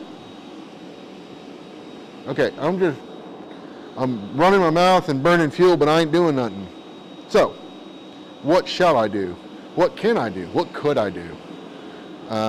I was originally planning to play around with tongs again. So maybe that's what I do.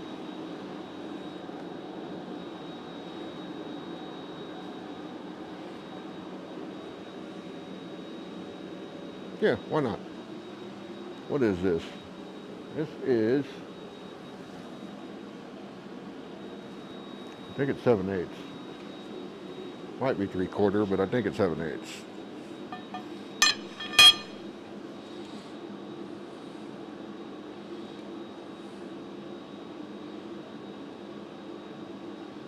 That's 7/8. I can make tongs out of that, but it's a little bigger than I really need and or want. Not to mention it's a lot longer than I really want to.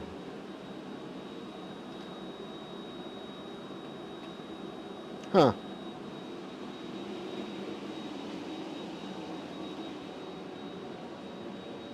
I heard a rumor a certain orange guy doesn't know how magnets work.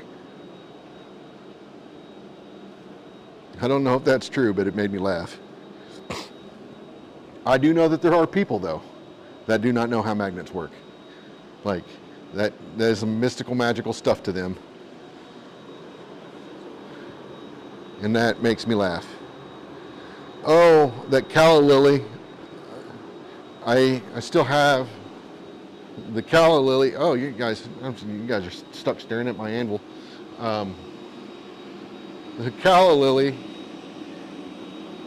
I have them, I just don't know where they're at. But I need a really small drift to open that top end up because I can't get it over the horn just yet. So that's where that's at. Okay, let me go get, oh wait a minute, there might be a piece right here. Oh yeah.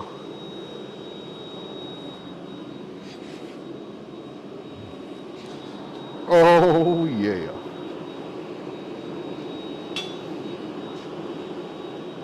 So I will cop to this right now. This is me playing again. Playing with the tong tool. Yeah, he just sent me a couple of videos or photos. I'll have to check that out. I can't be doing no crazy complicated stuff now. It gets above like 4 steps, and then I start getting tunnel vision like a squirrel. I see everything and want it all. Like I said, I was gonna play with my tong tool. I can't find it. Is it hanging up? Maybe it's hanging up. Maybe some joker put it back where it goes. No, not at least not there. So it's got to be over here. No, not over there. So let me look over here. Nope. Did I hang it back up over here? I cannot tell. That does not look like. No.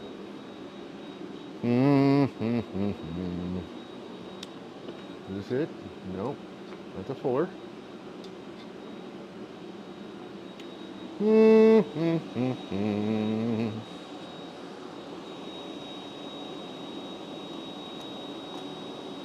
Okay. Maybe I just cheese it and do it by hand. What do y'all say?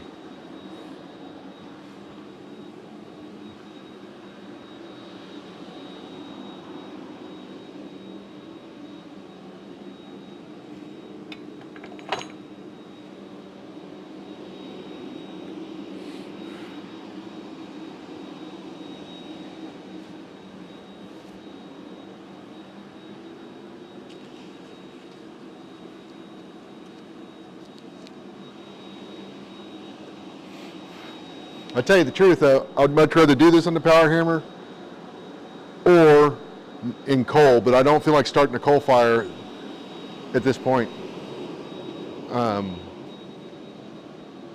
It's interesting though that I have misplaced the tong tool. I was showing it to peoples. I was doing it. I was just showing it. It's probably under all of that.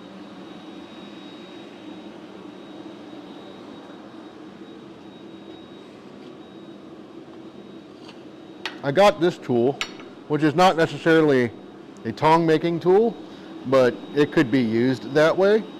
And actually, it might be a tong tool. Because I was noticing you can do your set downs in this orientation, get your boss in this orientation. Maybe I'll try it.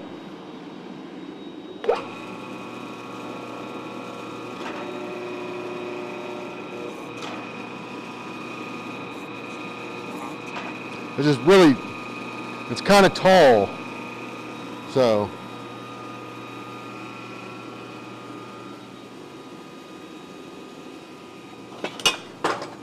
There it is. I'm kind of half tempted to try this thing though.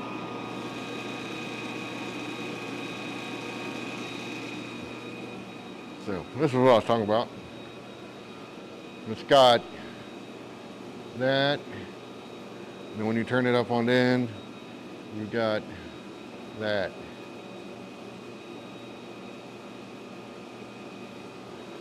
But this is one I was looking for. I call it the pickup truck. It's a tong tool, but I had to describe it some way, and I like, it looks kind of like a pickup truck.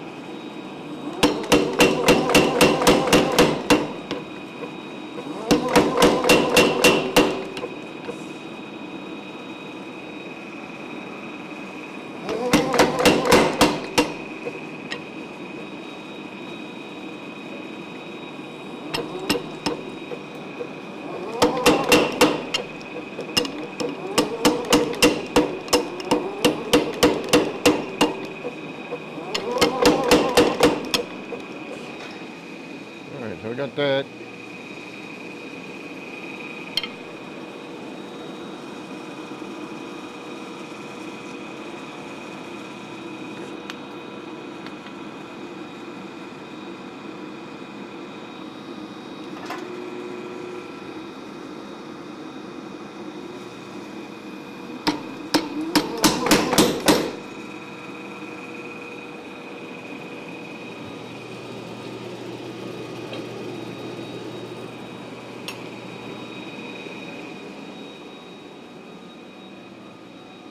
And you guys can't see any of that, I'm sorry.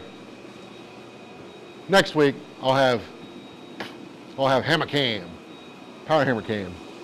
Not this week. I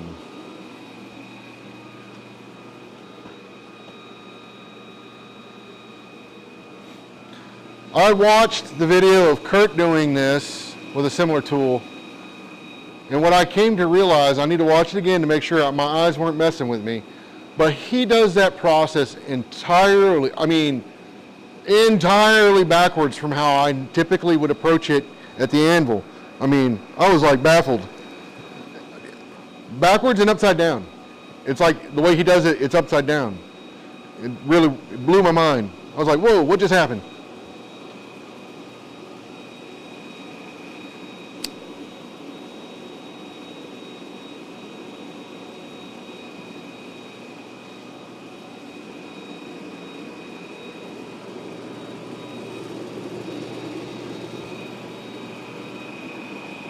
Okay.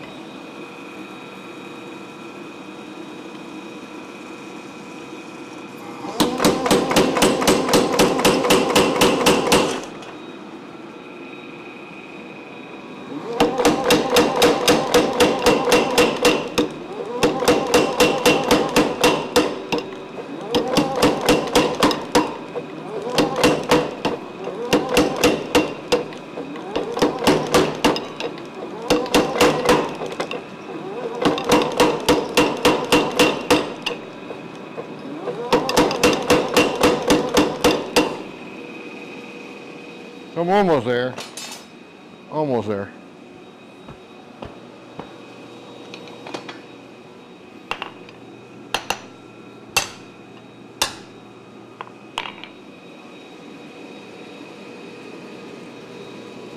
It's that transition I'm trying to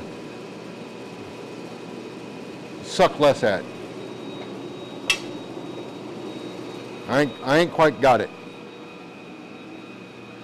And Dave Custer makes a bottom die. Yeah. Dave Custer has like a S die, bottom die for his tire hammer that he uses for tongs. And I thought about making one of those.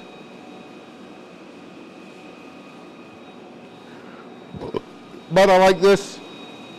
I like the idea of this better because then I don't have to have a machine dedicated to that. You know, and swapping dies out for it where I can just pop this up there and go. So.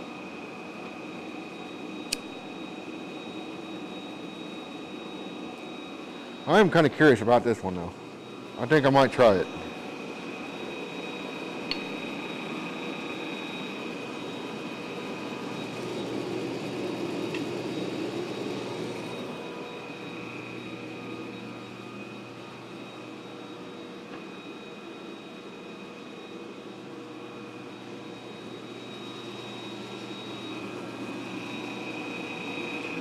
Clearly not a tool sized for my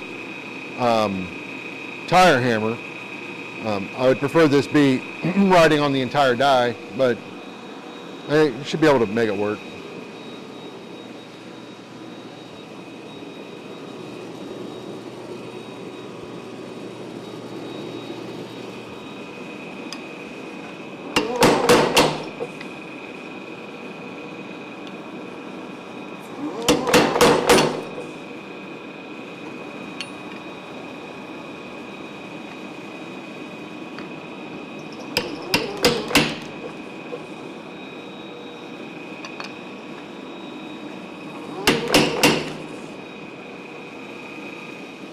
Here we go.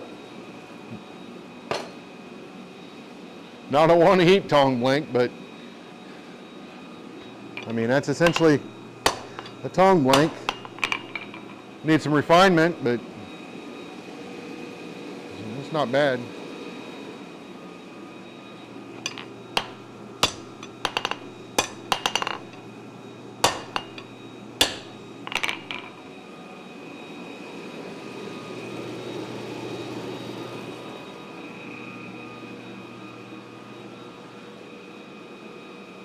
I do want to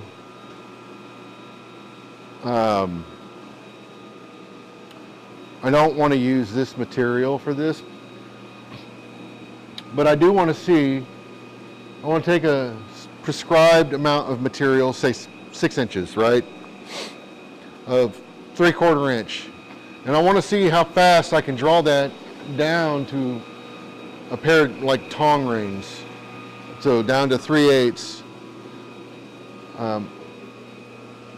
I know that's not 3/4 inch though.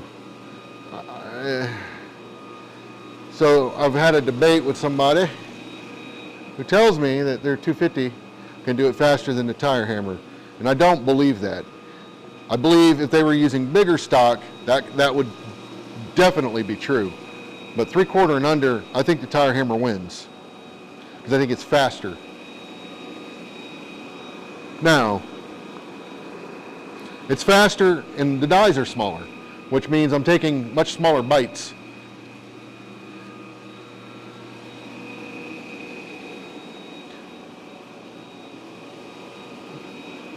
But I don't know. I'm eager to find out. Oh, I didn't know I had these little guys. This would have been handy on that coal rake. I was using a much bigger set of fullers. The smaller fullers would have been better for that size of material. I keep taking my, I should tell you, I keep taking my hammer hand glove off.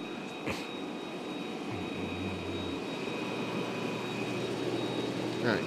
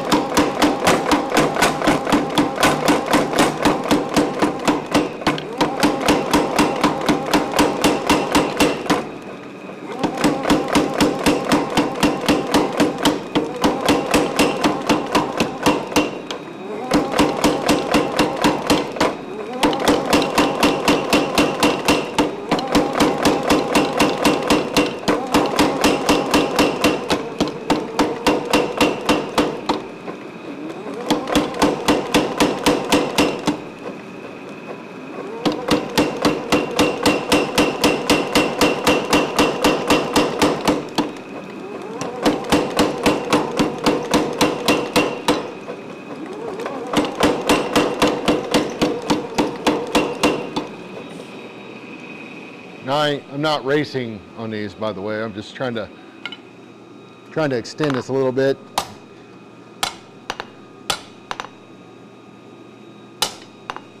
Which I think I did an okay job at. See, I like this boss is pretty much okay. What I don't like is this swoop down. I wish there was a little tighter isolation there. So I'm gonna see if I can fix that. I think I can fix that.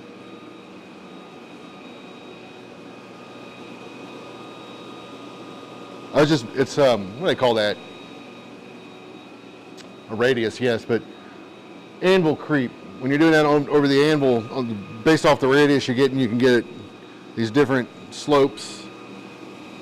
So sometimes you can get a nice tight, and sometimes it just it's just the way it's radius, I guess. So I think it was the way this thing, which on much bigger tongs probably would make a lot of sense. I'm just guessing, I don't know. I don't even know if that's what this is for. I mean, when I first looked at it, that was my first thought.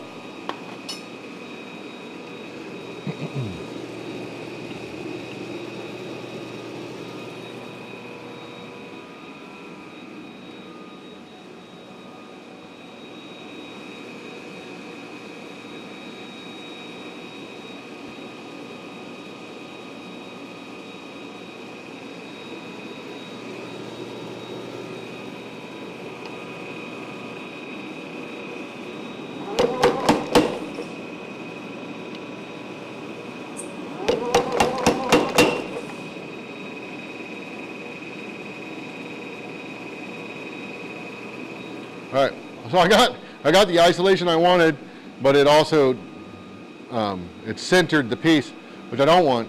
So I'm gonna get hot again and push that back down.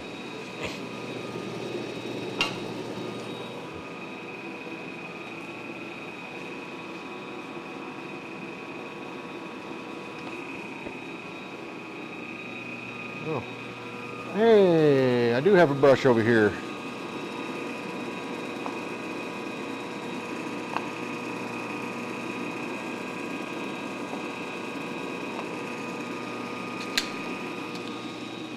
I got air up here. You can't see it, but it's not plumbed in yet. That's probably this spring. I'll plumb that in, and then I'll have an air gun that I can hit the dies with and keep them clean. All right, I'm going to attempt to fix that with, I had a flatter out here. Oh, there it is. Let's see.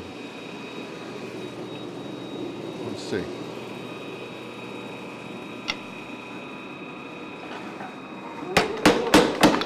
There we go. Well, almost. There we go. Fixed.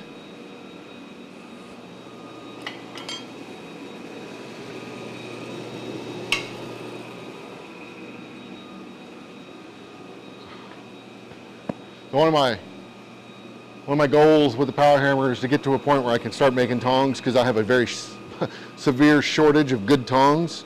Not that any tongs I make will be good, but you guys know what I mean. My selection of tongs is pretty minuscule, and I'd like to fix that. I want to go hard and heavy on tong making, like probably after the IBA conference in June, because I got a lot of stuff leading up to that. But that's one of my goals. And then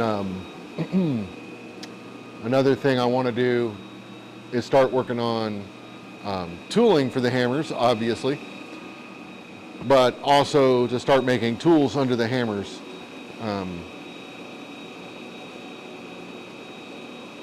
You know, my tools to make tools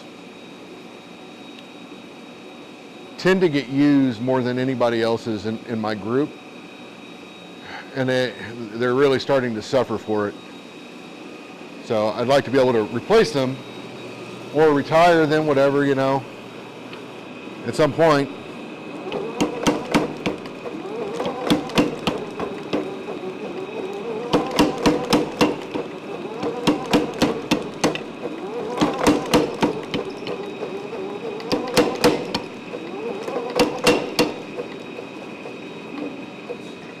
So I'm seeing I have a bad habit of not, where I probably should be using a flatter to get half hammer face blows, I'm not doing that. And I end up paying the price for it every damn time.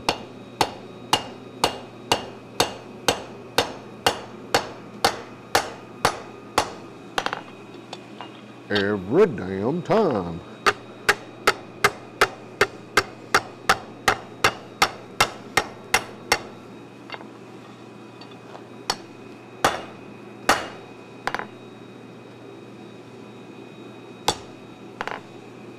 All right.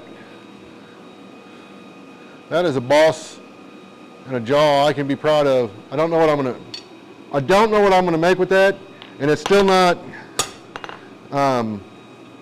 it's not perfect, and it took me longer than I wanted it to, but I'm getting better at it, which makes me happy.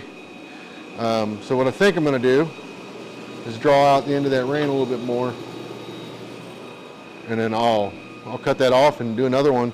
Not tonight, but yeah, Ed, I hear you, man. Cable issue. I don't want a cable running in front of me over at the hammer. I want to be able to run it behind the hammer, and I don't have any cables long enough to pull that off right now. But next week, my goal is to have them in by next week. So it's going to happen. It's just not today. But that's the other thing. One of my goals, not just the streaming stuff, I want to start capturing more power hammer work. Not just me, because I'm an idiot. But I know a guy, you know a guy, and he's completely on board with the idea. We'll see how that goes after we start filming. But yeah, I think it'll be really cool. And my goal is to get multiple angles of that stuff. And I want to start simple, you know, things that you don't hear a lot of people talk about. You see people make a flatter. Well, one of the things with a flatter is the dome. right? A lot of them, the dome is way too high. Now, there's a trade-off there, right? When you start getting on a steep taper, you need a little bit more sometimes to get there, or a wider one, right? So the hammer can actually hit it and it's not hitting this. But if you have too high of a dome and you tilt that, how's Clay Spencer describe that? Exceeding the coefficient of friction. So what will happen is if you hit this, if it's too high and the hammer hits it, it's going to skip it out on you. And that will happen under a power hammer. That'll happen under a press. Ask Ed about that one. So when that happens, but people don't really, when you see people talk about making a flatter, nobody actually mentions that. And I think Kurt will definitely talk about it, because every time I've made a flatter, he tells me, "Oh, that's good. You are." I'm like, "Oh, okay." I'm slowly picking up Kurtese, or Kurtnese. There's a lot of and it's like, what? Yeah. But I'm starting to slightly understand it. Slightly.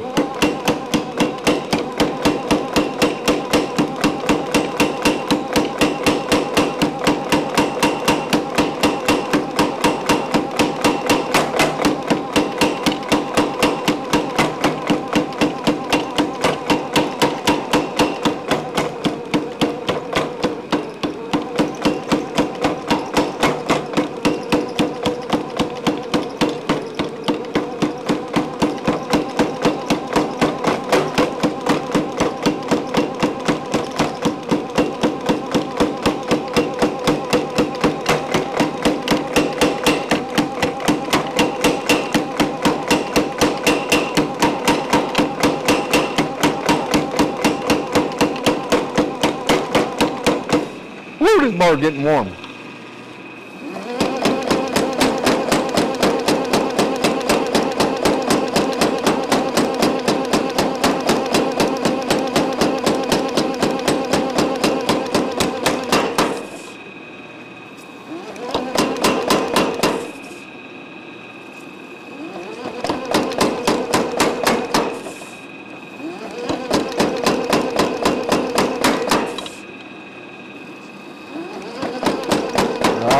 Got a cold shut there. Splitting apart, I can see it. Got too crazy. That's okay. That's okay. Yeah, that's a good one. Anyways, that's something I need to work on. I get too aggressive sometimes, and I create myself trouble. But it's so much fun. Well, I'm really just practicing the steps is what I'm really trying to do.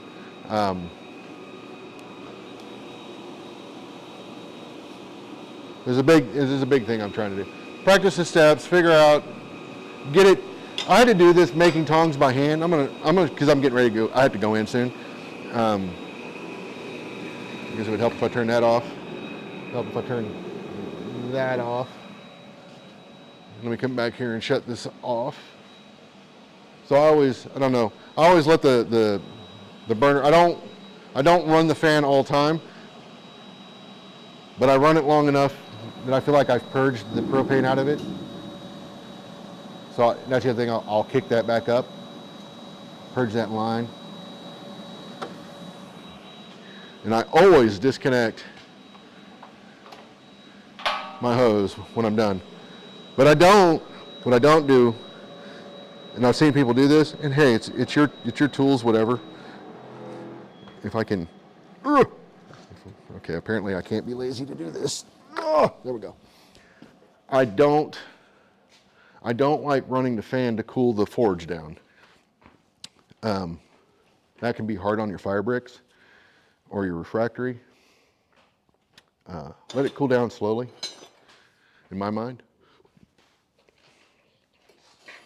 If you're worried about something jumping out, what I do is I keep my fire brick in front of the door, but it's open enough that it's aspirating on its own, but closed enough that if a brick were to fall apart, I don't think it's going to cause an issue.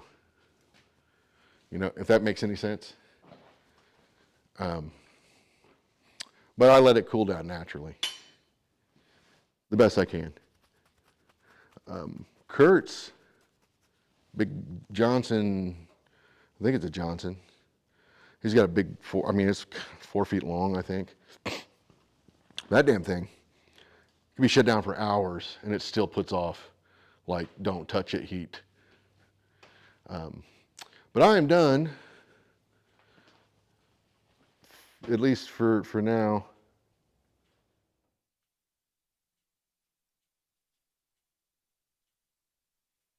Yeah, I think the flatter thing, yeah.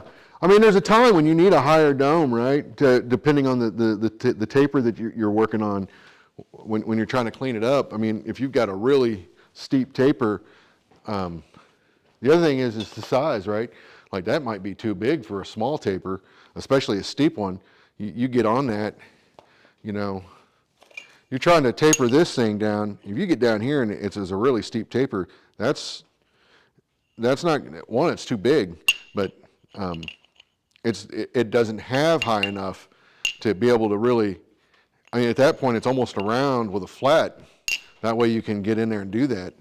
But I think also the difference is when you're doing something like that small, you're not hitting it super hard. You're going for light hits.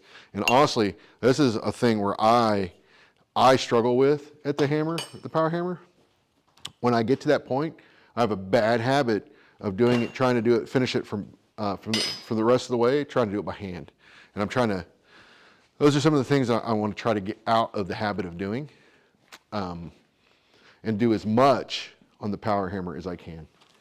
I got to clean the cat's table off here. I don't want him eating on the fab table. I don't know how messy he is, or she is. I think it's a she. I think she's pregnant. But I got Shout Kitty, black and white kitty. So if she is pregnant, which I suspect she is, I'm going to have to trap her and get her fixed, and then keep tabs on all the kittens, and probably have a cat giveaway. If anybody wants a cat, let me know. I'm not swearing that I've got cats coming, but she looks like she's pregnant. I've only seen her on video though. Yeah, and I don't know what I shared, but I'm glad you enjoyed it. Watch an idiot do stuff. But hey, give me time, man. I've got big dreams. Most of it's not me actually doing the work. I'm just filming it. But like I said, with the flatter thing, like tools, one of the first things we're going to do with Kurt is talk about safety. I know nobody wants to watch that crap, but I think it needs to be discussed. And understanding certain things. One of the things I learned from Brian, I'm pretty sure it was Brian that was saying this. I don't know who else I would have gotten it from. And I say it a lot, especially under the power hammer. If you forge straight, it stays straight, right? So if you hold the piece level and straight as you're forging, it will stay level and straight. If it's not, if it's doing something wacky, like if you're just, a bar, if it's going wacky on you, you're not holding it straight. If you hold straight, forge straight. But it's not just a forging tip, it's a safety tip too. The one thing you don't want to do, especially on a big hammer, on a small hammer, that's not going to hurt you bad. But you don't want to come up to your hammer like this and hit that piece like that. You don't want to come up like this and hit that piece like that. You or the tool is going to become a fulcrum. And if it becomes you will lose that fight. On a hammer like this, it'll probably zing you pretty good. A material this size, it probably won't do much, but like if you did that with a 3/4 inch bar under there and it was relatively cold, that's going to hurt. You can break something doing that. Same on a 250 pound power hammer, that could kill you. That could send that thing through you. So there's a safety aspect coming some point. I don't know, I can't tell. I see the bars moving. This is still, it's got like no life. But But yeah, the safety of it is first, and then I think what we're going to do, what I want to do is like, okay, walk me through this, Kurt. I don't have any tools for my power hammer. What tool do you make first, and how do you make it? I kind of suspect I know what that is. It's usually, my guess would be a round swage, something similar to this. And the reason you would start with this is it's simple. It's a bar, right? It's a piece of steel, and you just put a round bar in there, essentially. There's more to it than this, but you essentially put a round bar in there, bam, bam, bam, you've got your tool. Now, from here, and this was not made in this tool, but from here, now you can make a flatter, because you've got boom, boom, boom, right? So you can do that. But then it's like, okay, well, what tools come, you know, aside of that, okay, so we know that this, we can make a flatter using this. Well, what other tools can we make with this, right? And let's make those. And let's see how we use this tool. Then we move on to, okay, well, we made a flatter. Probably one of the most common tools you'll see on a power hammer. Well, how do we actually use it? And how do we use it safely? There's some tricks to this. I'm not even talking about them right now. I seen some shit with one of these that blew my mind, and it was one of those duh moments. Like, as soon as I saw it, I was like, well, duh, but it never occurred to me.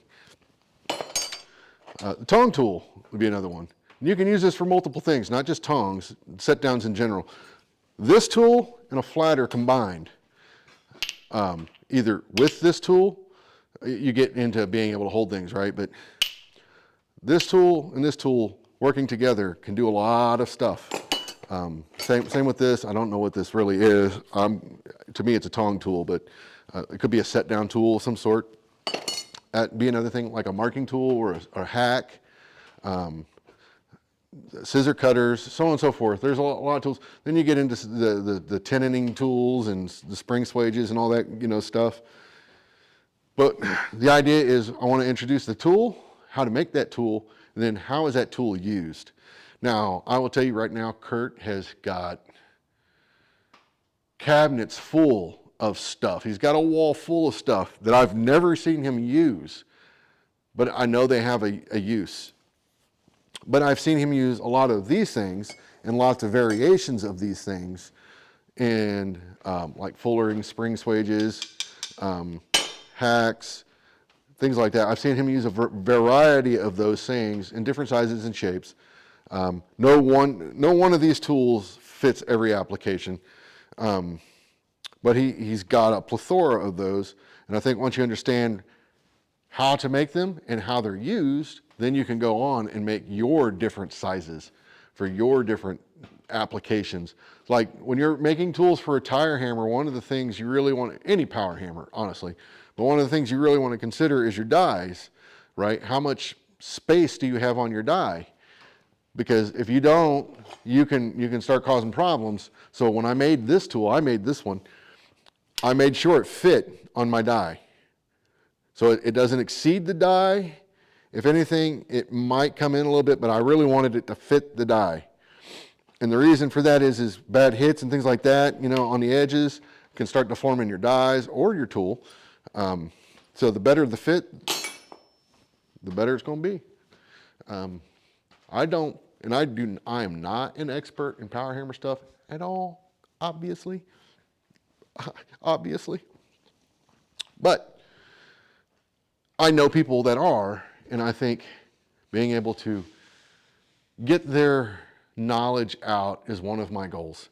And Kurt is going to be a plethora of information. So those of you that don't know, if there's anybody even still watching, Kurt's mentor was a guy named Clifton Ralph.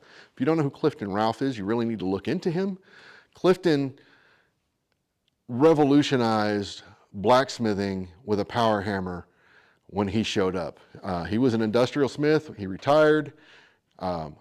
He got involved with the Abana group and the IBA group, which is the Indiana Blacksmithing Group, and started showing people how to do all these crazy things with a power hammer that nobody really thought you could do. And he was doing it.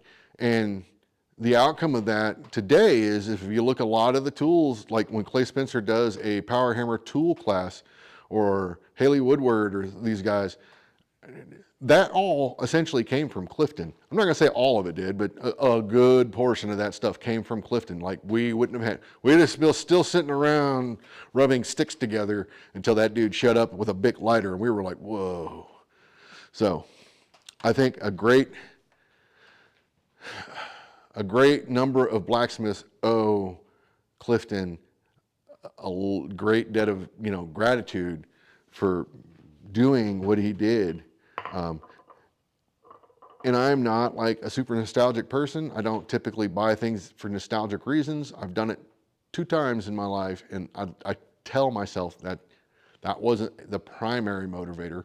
It was a motivator, but not a primary. One, I bought Brian Brazil's anvil because it pained me to think that some chucklehead out there would end up with it, and God knows what would happen to it. So I felt like I was saving a piece of history.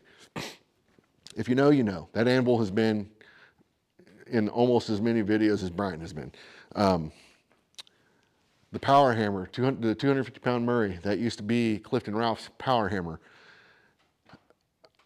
I did not want to buy this hammer initially because I was afraid I was buying it for nostalgia purposes. But once I really sat down and thought about it, at least convinced myself that's not why I bought it, but it was a motivator.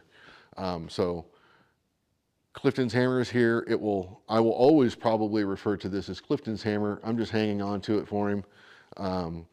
At some other point, and when he rises and comes back for us, his hammer will be ready to rock and roll. It was a joke, but it's a piece of Indiana blacksmithing history, in my opinion, which is one of the reasons why I wanted to keep it in Indiana. Which is funny because Rob doesn't want to stay in Indiana, but here we are. Now that this thing is there, now that Paul and I dug this giant pit and poured concrete in there, I'm pretty much as attached to this land as that hammer is now. Because I don't want to move any of this crap again. I joked with the wife once and said if she ever leaves me, I'm just moving into the shop and she's just going to have to fucking deal with it because I ain't moving it. But those are the 2 things I bought out of nostalgia reasons, if you could say that. I didn't, but I did. I mean, I can't deny that that wasn't a motivating factor. But yeah, I want to get, so anyways, back to Clifton and Kurt. Kurt was mentored by Clifton for many years. A lot of people, and I would say Clifton was probably Kurt's biggest mentor. Not his only, but biggest. So a lot of the stuff that Kurt's going to show us are things that Clifton showed Kurt. But I suspect that Kurt's got some of his own tricks up his sleeve as well. In fact, he did something last week, which was really cool, that he figured out how to do, because he had to make like 30 of these bowls, and he really didn't have the time for it, but he figured it out and made a tool to do it, and boom, and now it's like a 1 heat process. That's just how that dude thinks. So, yeah, it's cool, and the same with I don't pretend to be as good as, I mean, I'm not even close. Those dudes have twice the amount of experience as me. But guys like Andrew Larson and Mark Ling and Jonathan Pinkston, Ethan Hardy to a degree. I think Ethan is a little detached from that other group to a degree. But those dudes, they're so busy, they don't really make videos and show this stuff. And I would really like to start trying to either get them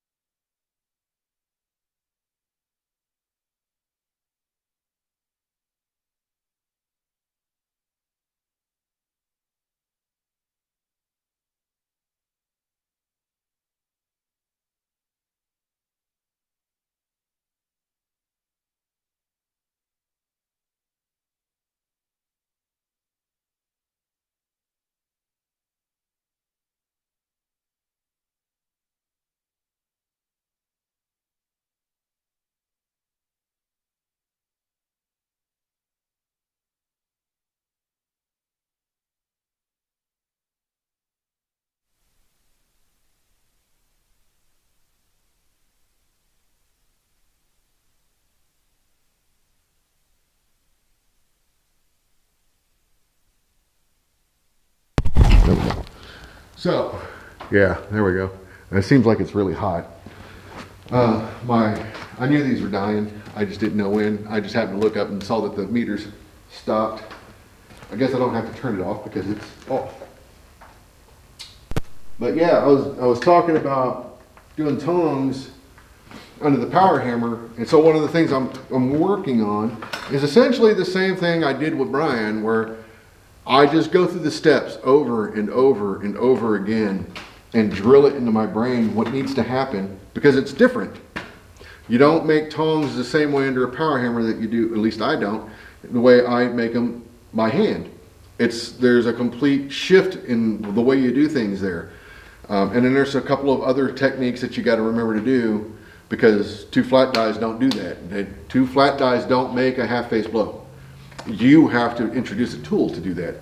But so with Brian had me, I'd start a little pair of tongs and, like, you know, a hit, had to start over, hit, start over. He'd have me cut it off. But I did that probably for an hour before he stopped making me start over, and I think he just got tired of telling me to start over. But what that did was it drilled that process into my brain, and when I went home, I practiced it. And that's what I tell people when they're trying to do tongs by hand. Just get a piece of 3/8 and go through the steps, right? And I don't even worry about that's a bad hit or not. All I say is go in and do the set downs. There should be more than 3. I count 4, but I guess you could technically say there's 5 set downs in a pair of handmade tongs. If you're doing them the way we were taught how to do them, you have your initial set, right? You got your 1, 2, 3. You turn in 45, 1, 2, 3, turn 90, 1, 2, 3, bring it back. You know. So what I would do is I tell them to just focus on those steps. Focus on the 1, 2, 3, the turns, because when it comes time to really make the tongs, the last thing you want to do is sit there and go, oh, now what am I supposed to do? And that would happen to me a lot. So you just drill it. The problem with that, however, is I have drilled that thing into my brain so hard that now that when I go to the power hammer to do it, it's hard to step away from that. I'm hoping that there is audio now. I could just be talking to myself. That is not uncommon. But I see meters, so it tells me that there's something going on. My concern now is that meter is it looks really hot just off of my voice. So I'm going to come over here and go boop, boop, and see if that's any better. It looks better at least, but I'm afraid it might make it too quiet. I don't know. So yeah, I'm just running my mouth at this point, Joe. I'm shutting down. Forge looks cold. It's not cold, but nothing's glowing in there at this point, so I feel safe to walk away from it. So what I'm going to do is shut down these cameras, at least this one, and put it away. I'm going to leave cables out here, I think. And I hate this particular mount for this camera. I used to think it was fine, but after switching to the other ones that I've got now, this thing is duty. But so this is it's a Lumix. They're not terribly expensive, but they do great. I was using this is the Anvil cam. It's got, I can't tell. Okay, that's a dot. I thought there was already scale on it. It's like, man, it wasn't that close. But I need to get a travel case for these things instead of the shitty bags that I've been using. Where is the bag for this one? I don't know. Well, it's right there. Oh, I see. So yeah, and the problem with that is when you have 3 cameras, that means you have 3 bags. Where if I got a travel case, I could put all three cameras in that case, and then maybe even with 2 cases, I could do